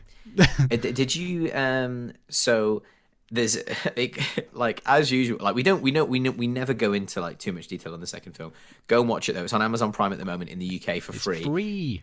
It's so much fun. And like I really like fully enjoyed it. Do you know what I did notice? Right, one little detail when they're one of them's reading a comic is actually the front of the comic is a Weird Science cover, which was made like 2 or 3 years before. Cool. But yeah, like it's a great film, great soundtrack again, and it links really, really well in with The Lost Boys. Yeah, I think definitely, and I think we've got an amazing question about soundtracks, which we're going to go into. We have got an amazing question about soundtracks. So, friend of the show Ellie writes in, and she says, "Monster Squad has some banging songs, as I'm sure you'll all agree. # rock until you drop," which is a banger. The 80s has some epic movie music, Ghostbusters, Star Wars, etc. Is this an element missing from modern movies, or is it just as relevant as it used to be? So I'm really into film soundtracks, so this is kind of split over two questions, isn't it? We've got favorite themes and favorite movie songs. Is that kind of We've got a bonus round. We've got a bonus round. Yeah. Okay. So the bonus. Let's start off. Let's start small. We'll start off small. The 80s had some epic movie music, Ghostbusters, Star Wars, etc. Is this an element missing from modern movies, or is it just as relevant as it used to be? I think the role of the film soundtrack has changed. So back in the day, a lot of films had very melodic themes, and a character had a theme, and when that theme played, or they had a leitmotif, you knew that who that character was through the music. So in Star Wars, Princess Leia has a theme, the Force has a theme, Yoda has a theme, there's the Imperial March, and you know when you hear the Imperial March, the Darth Vader's coming, when you hear this and that. And we've gone away from that. That's not the style now. Again, I'm going to talk about it. Atticus Finch and Trent Reznor, when they do the scores for Fincher films, they set a mood rather than having melodic themes throughout. I think that's the shift now. I think the shift is score is used to enhance mood rather than to almost help the story by telling it in another way. Like the melodies used to kind of tell the story in another way. So if I think of something like Vertigo, which is one of the most gorgeous scores ever written and committed to film, it is Bernard Herrmann. Bernard Herrmann, absolutely adore that soundtrack. Can listen to it on repeat all day. That for me is, there's key motifs which play throughout the film, and you know what's going on with the characters through the music. And now it's more like music sometimes sounds like noise, and it's supposed to mix in with the sound effects, and there's like a cross between what's what. Yeah, I kind of said to you it's almost like the death of melody, which isn't fully true, because, for example, in the latest, in the Snyder Cut, Junkie XL, Tom Hulkenberg did the score. Superman still has a theme. Batman still has a theme. Wonder Woman still has a theme, but it's just different. It's used as a light repetitive motif over and over again. It's not like the original Superman theme, which was a long bombastic, piece that would play over and over. It's just done differently now. It's a different style. Yeah. So my answer to the question, I guess, I think that just makes me sad. I guess it makes me sad because I think, right, this is what I think. Yeah, like soundtracks have completely changed. Music in films has completely changed. I fully agree with you on that. Do I think it's better or worse? I think it's way worse now. Junkie XL, yeah, he's done a few soundtracks now on films, has he not? He's done a few. I believe he was kind of trained up by Hans Zimmer, so a lot of the stuff he was doing with him early. He was working on the Nolan trilogy towards the end, and then he did Tomb Raider, which I quite enjoyed the score for, and then but those scores they're obviously electronic scores, and I like them, but I don't hold them in my head. They're just so different and so removed from Bernard Herrmann or from John Williams or from James Horner, you were talking about earlier because you watched Southpaw. That's the James Horner score. I think it's one of the last he did before he died. It was the second last he did before he died. There you go. So it's just such a different style, and I don't know, it's very rare now. Is it any less relevant though? So what I'm saying, so the question is, right, and I know what like Ellie's getting at, because so for me, right, I've obviously had to answer the question by writing notes because it's not something I could just think of off the top of my head. The films that mean the most to me are like films with proper soundtracks. Like I've written down like Goodfellas, right? The Goodfellas soundtrack is actually unbelievable. It's incredible, and a Martin Scorsese film in general has an amazing soundtrack because he's an old school filmmaker. Johnny B. Good, Back to the Future. Don't You Forget About Me in The Breakfast Club. Hugh Harris, Rhythm of Life in Uncle Buck. Mrs. Robinson, The Graduate. Eye of the Tiger. Now, tell me of a film lately that I know these films becomes iconic over time. I get that. There is that. But I was about to say, there's a distinct line here between themes and movie tracks. Sorry, like a movie soundtrack and movie songs. Now, I think from the question, it's kind of saying like in the 80s you had a mix of both. You could have like a really good soundtrack, you did, yeah, of course, and then you'd of score, and then you'd have cool songs which link into it. In terms of modern ones, I've got a list of favourite themes, but I'll go through the movie songs first because that's what you've done. I think when A Star Is Born came out, everyone was singing "Shallow." You know, Right, so okay. I would Okay. say now. Is that cheating because it's a film about it a musical? performing music? Not really, but you know. So there's that.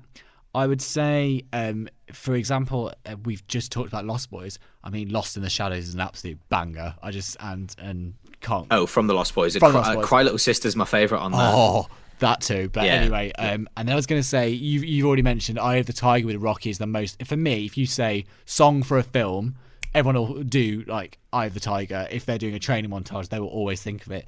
And then I the other one I thought of, which was just a bit too obvious, I've not included, is obviously Bond themes. Every Bond theme is essentially sold. Sorry, every Bond film is sold on what the theme is, and the theme gets in the charts, and it raises interest. Now we're talking about this. Joel Schumacher was known for getting music artists involved with his pictures to help promote the film, which is a kind of a dying art now. It's not really done, but back in the day, it would be like, okay, well, you know, for Batman Forever, you had "Kiss from a Rose" on the soundtrack, and another Yeah, of one, course like, you did. know, big tracks. Well, and another one we're forgetting, Robin Hood, Prince of Thieves. Yes. Is that "Kiss from a Rose"? Brian Adams. Sorry. Everything I do it for you. That's it. Yep. What I'm saying is, right, we don't see that anymore, really, do we? I would say, sorry, the biggest one we've missed out, which was I remember taking over for years, and I would have only been. You're going to say The Greatest Showman? No, well, no, I wasn't. Which is a but musical. Great shout, Jamie. It's Great a musical, shout. though. I wasn't going to say that, but I was going to say Titanic, My Heart Will Go On. That song lived on and on and on. And for James Cameron tried to do the same trick when Avatar came out. There was a song called "I See You" or something. Yeah, it wasn't. It didn't grip anyone, did it? No, but that era had gone. It was such a bygone era of how do I promote my films, and I think that's the thing. It's not done now. Now I was going to bring up something controversial here. Movie songs are used in a different way now. It's less of having an original song for the film. It's taking songs that are well known to put them in the film to make a cool soundtrack. Now, Suicide Squad was re-edited by a trailer company. This is official and known, okay? And they are the guys who put in the first. There's 6 needle drops, is it, in Suicide Squad in the opening 20 minutes or something? Because right. I can't remember all of them now. You've got Eminem Without Me. You Don't Own Me with G-Eazy.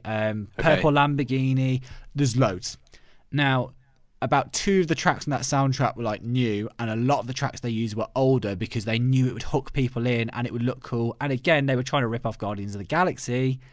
Well, so yeah. I was gonna say, Sorry, am I a walking contradiction? Right? Am I a walking contradiction? He is. It turns out I might be, because I guess. So this is what I've written down here, right? And this is such a great question, Ellie, by the way, because it's sparked so much discussion, and debate. and debate. Yeah, absolutely. I don't know whether time. So I don't know whether the amount of time that passes makes a soundtrack more iconic. I don't know whether that is a thing. It must be, right? Yes. However, so it must be. When Titanic came out, people knew that My Heart Will Go On was a banger. Do you know what I mean? Sorry, did you just say it was a banger, or did you say that? Because the song's terrible. Mate, that song literally took over everywhere, and every time you went to any not concert, in my house. people was not in my house. Okay, all right. But, I think obviously the longer it's got to stick with it, for something like Rocky, which is late 70s, and then you've got Eye of the Tiger. It's had years and years to ingrain into people. But someone once did a thing, and it said, this isn't a bash, but people said, out of all the Marvel films, hum one theme tune for one character. And people couldn't, because it wasn't done the same way. You've got the Marvel theme, which is good. They have their opening logo, which people know now from the TV. But it's well, you've got themes in general, right? So Terminator. But back in the day, if you say take Danny Elfman with Spider-Man, I think one of those soundtracks. Danny Elfman's Batman theme tune. It's just different. Now, compare Danny Elfman's Batman theme tune to The Dark Knight, which is 2 notes. It's duh, duh, repeated in different ways. And that shows to me how film scores changed from 1989 to 2005. In such a short space of time, that it's same character, same dark intentions, completely different way of scoring it. It's really funny because this question really does show the difference between Jamie and Johnny. Sorry. It really doesn't it? No, it does. No, it does. In a good way. So okay. It really shows how we are so different and how we look at things differently. And that's perfect, because if we were both the same, the podcast would be dead boring. So for me, the last real score that stuck out was either Lord of the Rings or Harry Potter. They're the most recent scores in recent memory that actually stick out. You've got like Terminator, which is iconic. RoboCop. That's always in my head when I'm walking anywhere. Basil like, Popper marching. Basil Popper something. I don't know. I don't even know who the director is, Johnny. It's Paul Verhoeven. Yeah. Hey, like, yeah. So the only, like, the most iconic nowadays is pretty much anything done by John Williams or Howard Shore. Like, but I guess, yeah, you're right. You're right. Like, film scores have changed. Has the audience changed? No, not really, because like, if I see a teen comedy, I want to hear some good tunes. Like, I want to hear some like really good tunes from them. So it brings us on. What were you going to say? I was going to say, would you like to finish off with something before we go into the bonus round? Yeah, I was just going to say, before we reach the bonus round, I'll tell you what's got a really good score, and it's only like 2 or 3 pieces reused over and over again, but it's a film most people will watch every Christmas. The music in Love Actually is brilliant. There's only 3, mate, there's 3 or 4 pieces of music that are built so well. I absolutely adore it. It's Craig Armstrong. Love it. I will fight for it, but I'm going to wait for the bonus round. Are we discussing our favourite themes yet, or am I holding Love back? Actually. So the bonus round is name your 3 favourite movie songs or themes. You go, Johnny. I've got both, so we're going all out. I think, well, no, I've already talked about the movie song, so I'll just do themes. So, for anyone who wants to listen to older film soundtracks and has any interest, I listen a lot to film soundtracks when I work, because I quite enjoy doing it that way.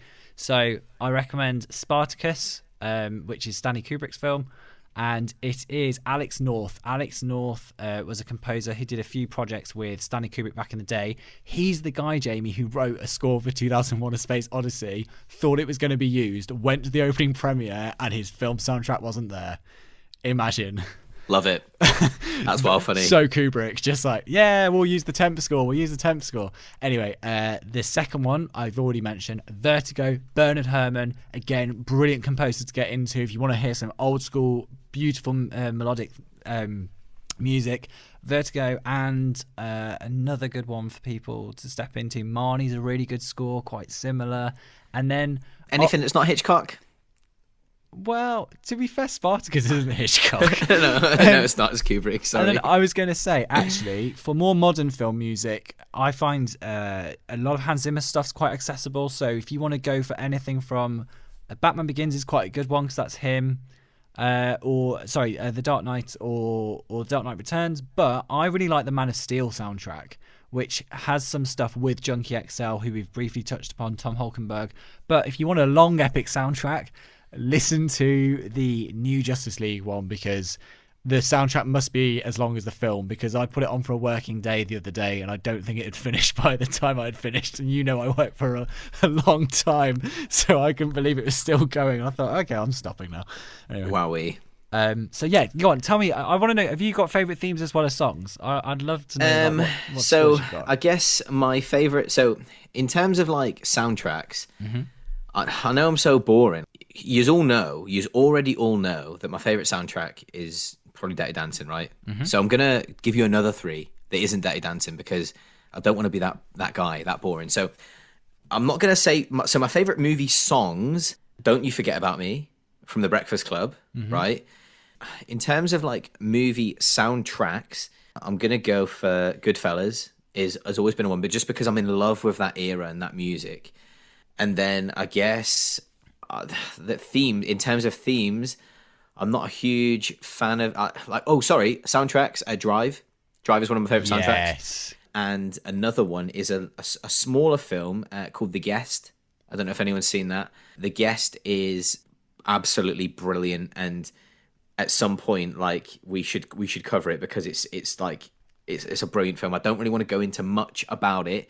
It's directed by Adam Wingard. Adam Wingard, he did the VHS film. He's just done that Godzilla vs. Kong. And he's done a film called You're Next, which is actually wicked as well. Like, love You're Next. That film is it's about like a soldier, and he introduces himself to a family of another soldier who's unfortunately passed away. He claims to be a friend of the soldier, and then they take him in, and What things start follows? happening.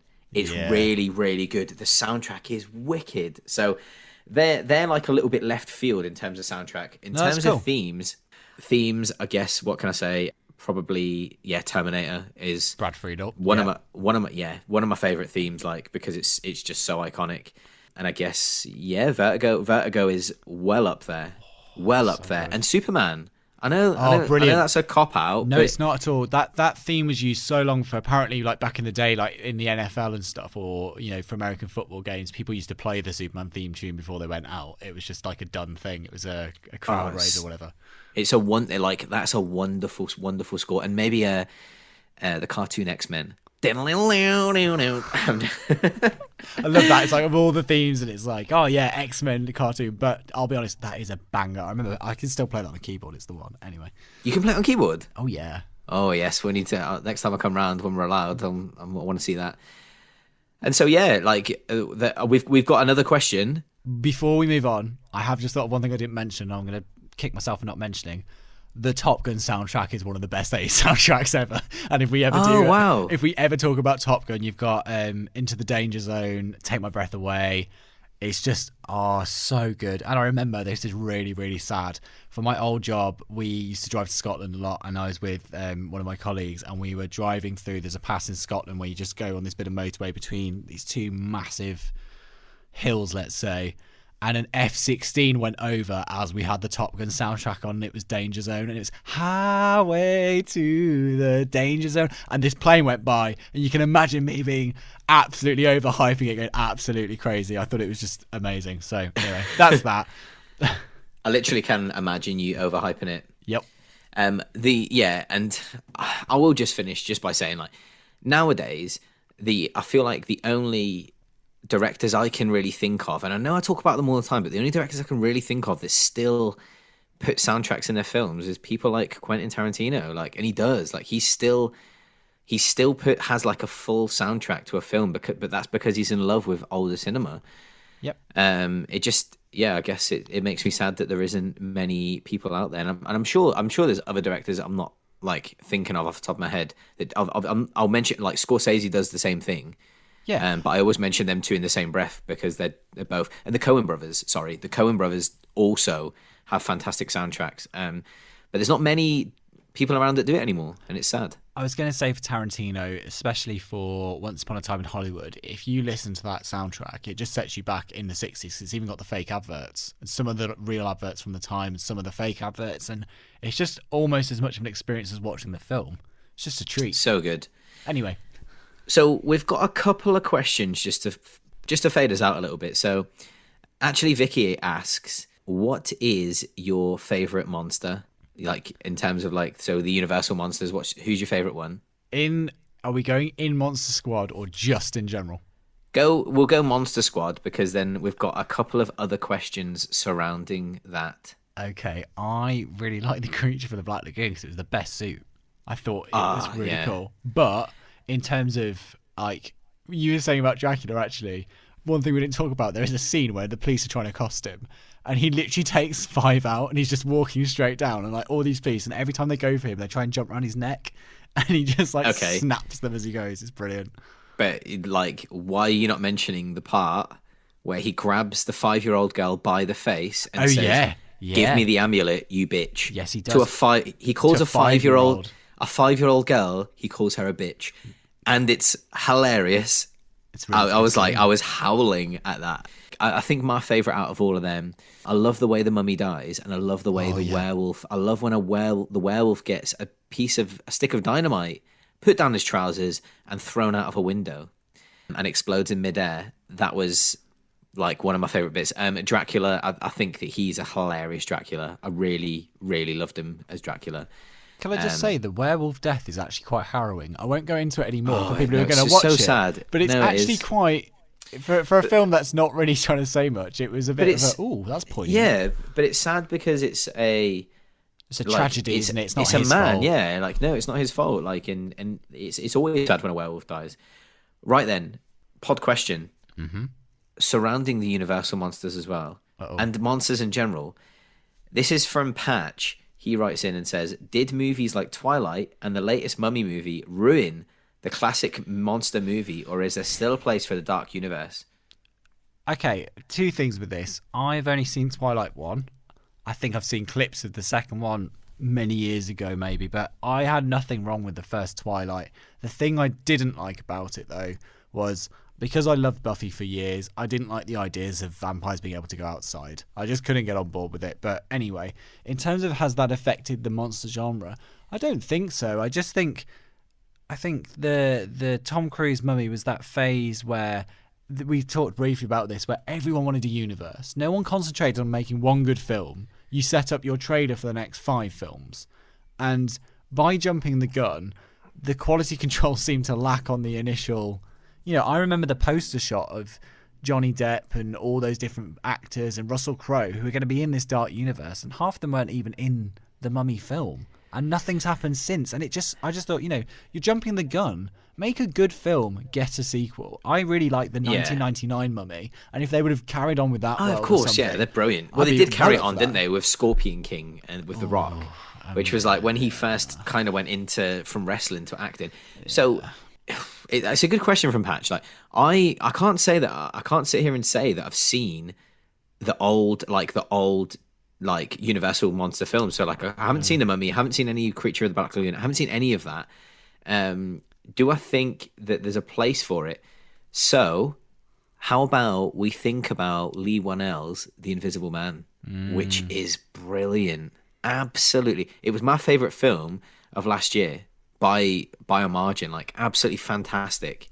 Just thinking, actually, Patch also raised a valid point, which is in 2003, they tried to bring back this universe before. There was a Van Helsing film with Hugh Jackman. And it had vampires, werewolves. Terrible. Yeah, but the point... An Abraham Lincoln Vampire Hunter as well. Terrible. Yeah, but the point is, I think every so many years it looks like he's said that we're trying to adapt it and change it into a way that it's applicable again. Like trying to find it, trying to market it a different way. And I don't think the Dark Universe was a particularly bad idea, but I think what aggrieved people was there was literally a scene, I've not seen it, but I've heard there's a scene where Russell Crowe essentially sets up a load of sequels for a good 5 or 10 minutes, and it stops the film dead. And people complain saying, "What, just get on with this." And then I don't know, straight. And I guess I'd like to see it. I'd like to see it because, do you know what? It's something different. It's something different because we haven't seen a great deal of it. Like, we've only really seen the only ones that were really good films were The Mummy, like, that I can remember, like the ones like the Brendan Fraser ones and the new Invisible Man. Yeah, I was going to say though, in terms of the older ones, if you haven't watched them, I used to watch a lot of them with my dad, and a lot of them in black and white, a lot of them are 4:3 aspect. I want to see these. I want to see these. Worth a watch, because some of the stuff they could do with cinematography and just kind of the moods they'd have, because the black and white anyway creates such an atmosphere. They really, I don't know, just it does. It reminds me. Also, sorry, go on. I was going to say, I'm just sick of universes in general. Like, stop trying to make good films and stop trying to make big universes. Put it this way, nothing at this point now is going to replicate what we're hinting at is the MCU. Like, nothing's going to replicate it really. Nope. It's happened. It will never ever happen again. Nope. Like, it won't. It simply won't. Like, that was an incredibly well executed piece of foreshadowing on all parts. Like, there's a lot of 6 out of 10 films in there. A lot of 6 out of 10 films, but they somehow like culminated. Why are you laughing? Because I'm saying Marvel films are 6 out of 10. I can say they're 6 out of 10 because there's plenty of them in there. Like, there is. Like, we've had a chat about there's plenty of films that are an origin film, and we got a lot of the same origin story, but we packaged it in a different way. Cookie cutter.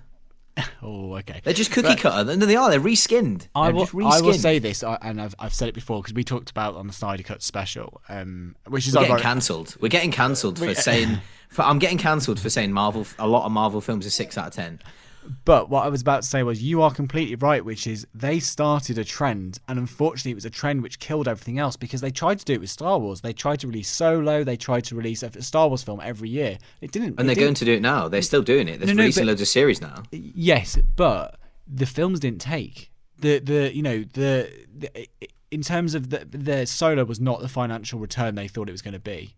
No. and it kind of dropped all I've that still off. not seen it, for example. I've still not seen it. There you go. I'm just not bothered because we like, I know it's such a cliche saying, but less is more. Yeah. Less literally is more. And I'd say the same thing that for the DC universe as well. Like, I just want to see good films. Like, that's what I want to see. Like, I love the fact we spent an entire episode gushing over a 4-hour film, and then James like, less is more, less is more. It's like we've literally waited for however many years for the Snyder Cut to come out, sat there for 4 hours, did a 2-hour podcast about how amazing it was, and then we're like, yeah, but less is more, guys. So, right. And also, okay. on the same thing, I must say I'm a massive hypocrite because I'm there saying, I'm fed up with universes and whatever. I've watched WandaVision, I enjoyed it, but what I was going to say more so is I'm fully behind if someone restores the Snyderverse, then I'm there. So do you know what? Yeah. Like, whatever. But so what I was saying was, with these films, and do you know what? You can mention James Bond as well, because that's a perfect example. Because the 70s Bonds are like, there's a lot of trash in there. Yeah. So I'm not just saying. The only reason I mention Marvel is because it's current. Like, yeah. I get like the only real big franchises that like have real consistency now, like we've said before, is like Mission Impossible. Harry Potter's got pretty good consistency in terms of like the 8 films, and they're quite good. Like there's to be fair though, I was going to say even with Mission Impossible, there are some duds in there. Like I love 2, but I don't think it's a good film. I enjoy it, but it's not a good film. And also, there's one, I think Rogue Nation was fine, but I didn't love it. And then Rogue Nation, I really like Rogue Nation. Is that the one with the Opera House? There's one with the Opera House I wasn't actually that bothered about, but then Fallout I thought was brilliant. But look, it doesn't matter. I think the point we're trying to say is, going back to the original question, is there room for the monster universe?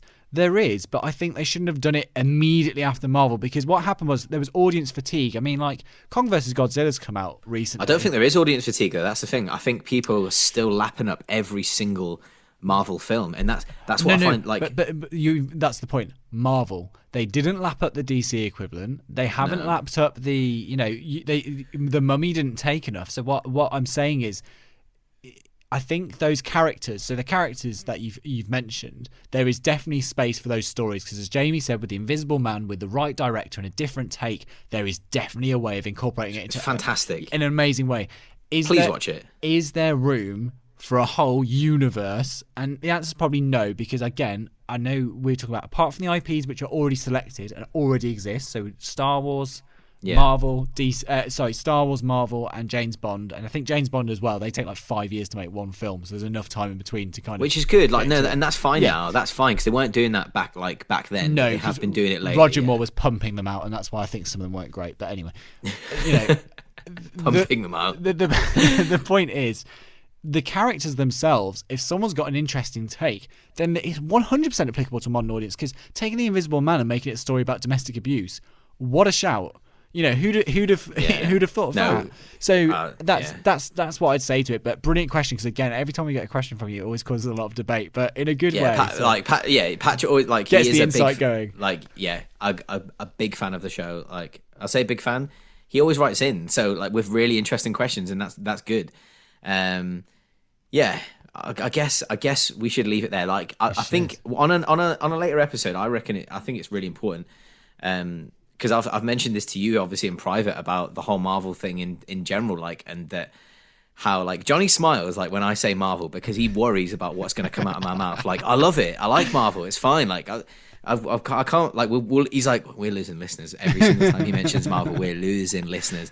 Like, what I'm saying is, like, I think there's a discussion to be had about how has Marvel changed the audience, like the consumer, over the last sort of 10 years. Like, what is that consumer going to look like over the next like sort of 20-30 years? Because that has been such a huge part of cinema, and the audience expect a certain thing, and they're still lapping it up now.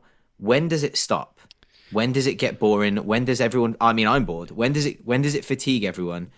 When it stops making money. It's essentially what happened with, like, we talked about phases in cinema. So you have westerns or space operas or whatever. When Star Wars came out, the reason Alien got commissioned was because of Star Wars. The reason Star Trek the Motion Picture got commissioned was because of Star Wars. One film is successful. It leads to a lot of other imitations and things like that. And then eventually it's like boom and bust. Eventually it gets to the point where it won't make the same amount of money, and they'll have to go again. But I'm okay with that, though. But the difference is with Marvel is it's the idea of back in the day with a blockbuster, it would be original idea, and then you make the toys and market the hell out of it to make it a big deal. Yeah, of course. Yeah, you've got all your figures. It's backwards. It's like you've got the IP, you've got the audience already there, so you know you've got a core amount of money before you do anything. And come what may, the fans will go whether it's good or bad. You know, someone made that joke about when they were making Alien 3, someone actually said we could release a video of someone weeing up a wall for 2 hours and the fans would still come and pay to see it if it had Alien 3 on the title. And it shows kind of like the disrespect of like whatever. But the point being that if it makes the money, they'll keep doing it. If it stops making the money, they won't do it. But because there's such an established brand with Disney and with Marvel, until it really falls off the edge of a cliff, and I just don't see it happening. But then nobody ever does. There will be the next trend. There'll be a massive thing, and then it will change. And you know that's how it works. Yeah, so the to play devil's advocate, the only thing and to just finish off. The only thing I would say about that, there was westerns, but the westerns were made by lots of different directors. True. And you say there's the space operas. The space operas were made by lots of different directors. There wasn't 22 of them made by the same. So sorry. Just before you all jump down my throat, I'm aware that the Marvel universe, they've got different directors. I am aware of that. But what you're saying is it's one universe rather than lots of different elements. Yes, what I'm saying is, the Star Wars universe, we've still only got 9 core films. 9 core films. That's all I'm saying. So with the westerns and stuff, there was you have got the Man with No Name trilogy, but they are 10 out of 10s. They are 10 out of 10s. All 3 of them. Then they stopped. That's what I'm saying. So I'd like to know the impact this is having on the audience now. How one-dimensional is it? Are we missing out on these amazing dramas that that people aren't shining much light on? So we've got we'll cover them, and we'll definitely cover them in future podcasts. We've unfortunately in the UK we've not got it yet. But films like The Sound of Metal, I'm absolutely desperate to see it because it's supposed to be amazing. It's got a little bit of publicity, but it's going to get nowhere near the amount of publicity that whatever the last Marvel film was, and that's sad. But what I was going to say was, I think audience expect movies, escapism, big screen, wham bam, which you get from Star Wars and from Marvel.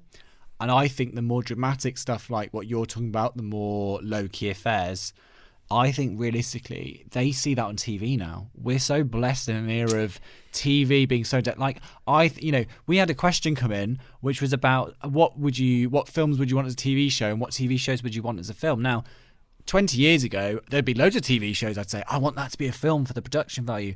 TV production value is so good now. I would find it very hard to say I want less time with the characters in a limited narrative for 2 hours. You know, what am I going to get from it? So, for example, I think, and sorry, Jamie, it is Marvel, but Daredevil, I thought was one of the best TV shows I watched in terms of showing me. I used to read the Daredevil comics. We talked briefly about, is it Bendis and Moldiv? We talked about 2 writers. Yeah, Brian Michael Bendis. Yeah, and again, it's an amazing run. It was a very similar story, and the way it was depicted was how I pictured it when I read the comic. I loved it, and back in the day, I used to like the Daredevil film because that was all I had in 2003. That was the only thing I had. And Colin Farrell. Yeah, Colin Farrell, Ben Affleck. Back in the day, I loved it. Anyway, but the point is, would I want a 2-hour version of that now? Probably not, because the production value was good enough for me to go into it, and some of the stories is better being slow burn. So Yeah, and so that's an amazing segue actually into the second from last question. Yep. And the second from last question is wrote in by friend of the show, Quinn. You can find him on Instagram @viewsbyquinn. And he says, what's a movie you'd like to see adapted into a show, or vice versa, a show into a movie? So, Johnny, have you got anything, or was that your answer? Well, I was about to say I've got one for movies TV, but I just thought it would suit quite well. We talked on our first episode a long time ago about Dredd. Now, I thought Dredd was... oh, wow. I haven't thought of that. Yeah, but because, Dredd was like one tower block, but it worked really well because it was a day in the life. I can imagine that as a series, and the truth is, with how budgets are now, I don't see it being a problem. I think absolutely not. I think you could make that quite comfortably, but again, it's the thing we always talk about.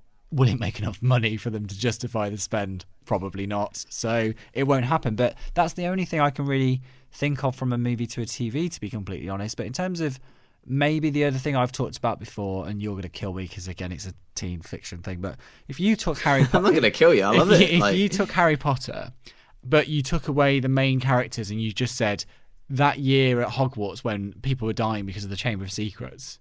Do you know what I mean? Like, from different perspectives. And then I've got all these controversial things like, what happens is there underage pregnancy at Hogwarts in thing, is there a whole subplot? Hilarious. Jeremy Kyle. Kyle. Like, so for our American listeners, Jeremy Kyle, like, I was like a little bit like Jerry Springer. Is there a whole subplot, though, where, teachers are having to keep things under wraps because there's all these dodgy schemes going on? Are people selling drugs at Hogwarts?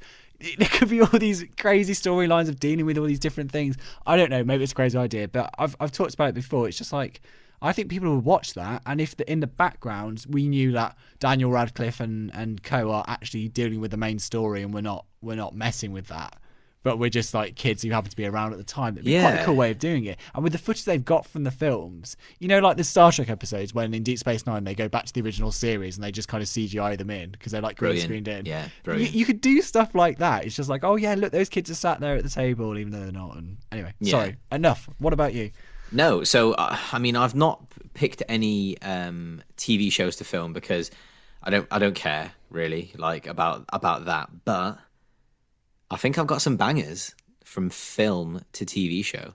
Now, the first one I'm going to mention has kind of already been done, but it was done really badly, and that is Terminator.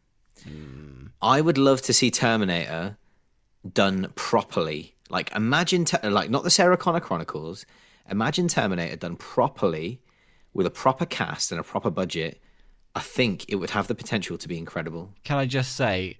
just one word on Sarah Connor Chronicles. They had some good stories, but they didn't have the budget to back it up. But what I would say is some of the practical and special effects in that series for its time, because it's pre big budget TV, was amazing. Honestly, like, I know what you're saying, and I agree. I think now if they did it, it would be far more like, what's the big show with Westworld?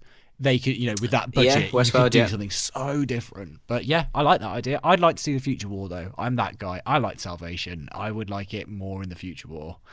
But okay, yeah, no, I guess so. Yeah, I'd allow it. I'd have it. Right. So my next one is because it's one of my favorite comedies of all time. I'd love to see Superbad. Superbad with those characters. I'd love to see a TV show like a sitcom of Superbad, like weekly. Them all go into class and just getting into really funny situations. Just watch The American Inbetweeners. Same difference, right? The American Inbetweeners. Have you ever seen it? So nope. Bad. And I bad it. Like, I imagine it's horrendous because the British Inbetweeners is obviously incredible. I think British humor's a lot darker, isn't it? And it's I don't know. Yeah, it's dark, but it's like if you watch The American Office, The English Office, it's just completely different humour. But anyway. Yeah. And then, so for my final one, right, and I think this is probably the best one of the bunch. That's why I said it to last, right? But it's also maybe a little bit obvious as well. Picture this. Quentin Tarantino, Pulp Fiction TV show. No. Why? What do you mean no? Because the whole reason why that works so well. Yeah, but the structure works so well for that film. But then I was going to say, I kind of just mean Tarantino's writing in a TV show as well. Like, it'd just be amazing. Like, I'd just love to see that. What about the Star Trek? But what I was going to say, Tarantino Star Trek, like we said. Yeah, no, I'm still up for that. But what I was going to say was something like Hateful Eight got a release on Netflix where they turned it into a miniseries. They changed they Did they? Yeah, so Tarantino approved it. They changed it, so rather than it being a film, it was like, we'll cut it up in segments and break it up, a bit like what we thought might happen with Justice League when it was like part 1, part 2, part 3, part 4. Right. And there was a discussion about, does this change the viewer's experience, and like, how do they retain the information, all this stuff. So yeah, it's kind of, is he dabbling with the idea of TV? I don't know. Maybe. Who knows? Have you seen that Margot Robbie said this week there's a 20-hour cut of Once Upon a Time in Hollywood? And I thought, not interested. I'm not that keen. I mean, 4 hours is probably my limit now for a film, but there we are. Like I've said before, I mean, I was going to say at the beginning of the episode, this is probably our shortest ever runtime for two films, because we've got a nice little an hour 40 and then a nice little 88 minutes films, like as in like The Lost Boys and Monster Squad. This is quite a long episode, though, isn't it? I was going to say it's one of our longest episodes for two of our shortest films. Well, there you go then.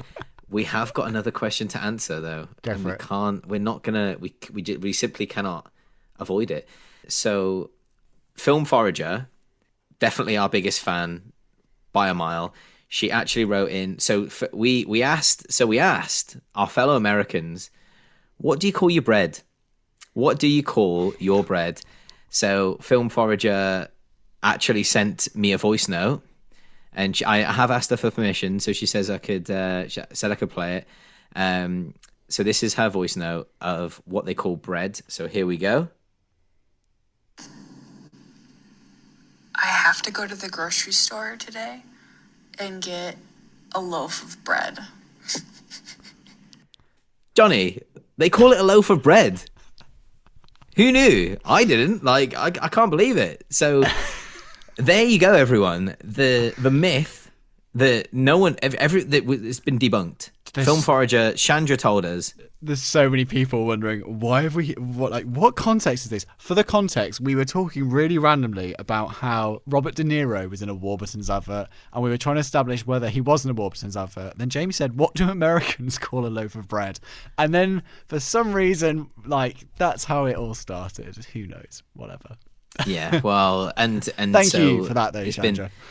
And then the last she's also written in a question, and it's more of a joke question. She says, on a level, and you might get this, Johnny, first time, or I might have to explain it. She said, on a level of 1 to son of a bitch, how much do you love Kiefer Sutherland? So that reference, it's a 24 reference. Yes, and the thing is, in 24, it's like the only swearing he can get away with. Well, it's not really swearing; it's the only cursing he could get away with on network TV, and it's always it's either that or it's damn it. Like, he's like, I need a medic, damn it, and he's got like, I love Kiefer Sutherland acting traits. Essentially, he does a thing where he's always out of breath and he goes. He does a lot of that. But I said to Harriet, do you know what it is? In 24, obviously there's 24 episodes and they're nearly an hour long. He's got to keep the intensity because the whole way through he's trying to stop a bomb. So, but he films it in one take, doesn't he, as well? It's the idea he walks in. I'm joking. He just walks in. He's like, okay, so we've got to do this. We got to do that. And there's lots of breathing. And then someone says like, oh, is everything okay? And it's like his daughter's like, everything's fine, baby. Everything's fine. And then it's Alicia Cuthbert. Yes, his daughter. Yeah. There we go. One of my personal faves. So, I mean, if that's available, allowed on network, we're also allowed to say it on the podcast, right? I mean, on a level of 1 to son of a bitch, how much do I love Kiefer Sutherland? I've got to say, son of a bitch. I love him. I love Kiefer Sutherland. I think he's absolutely brilliant. And my favorite role to end off the podcast, of course, is him in The Lost Boys. Do you know, we need to, as much as I love our theme tune music, in my head, like, it sounds quite like the Lost Boys soundtrack, our theme, doesn't it? It's that kind of, it's a bit more techno-noir, but a bit more electro, aren't we? That's why when I tell you about my love for Drive and stuff and The Guest, that's where like I sent some previews over to Johnny, like, well, this is what I might want the soundtrack to be. And I mean, I did ask one of my favorite bands, Gunship, if we could use one of their tracks, but they've still not got back to me because I think they're ghosting me. Maybe it's a rights issue. I don't know. Maybe we're not popular enough for them. I can almost certainly say it's the latter. But yeah, that's the end of the episode. We were going to be here and we were going to tell you what the next episode is because Johnny said to me earlier on, oh, we really need to get the next episode down so we can tell the listeners. The truth is, and then that was the end of the conversation. We didn't. So we're going to go away. We're going to collect ourselves and we're going to think about what the next episode is going to be. If you have got any burning desire for us to cover a film, as per usual, let us know. As per usual, go on your Apple iTunes, whatever it is. I'm not an Android user, so I'm an Android user. I don't know what you mean, but go on there and give us 5-star rating. We only accept 5-star ratings. Thank you very much. It's been an absolute pleasure covering one of my favorite films, and probably one of my favorite directors now. I am at Movies in a Nutshell. Not Movies in a Podshell on Instagram. We like to keep things confusing. I am at Movies in a Nutshell on Instagram. Come and say hello. Come and drop me some questions for the next pod. Mm-hmm. As per usual, I'm always with Johnny. Johnny, where? Oh, jumping the gun, are we? I did. You did. Go on, Johnny. Where are we? At jcb.video. At jcv.video on Instagram. It's been a pleasure as always. Johnny, any parting words? Hope you enjoyed Lost Boys. I can't believe my own brother, a shit-sucking vampire. See you later.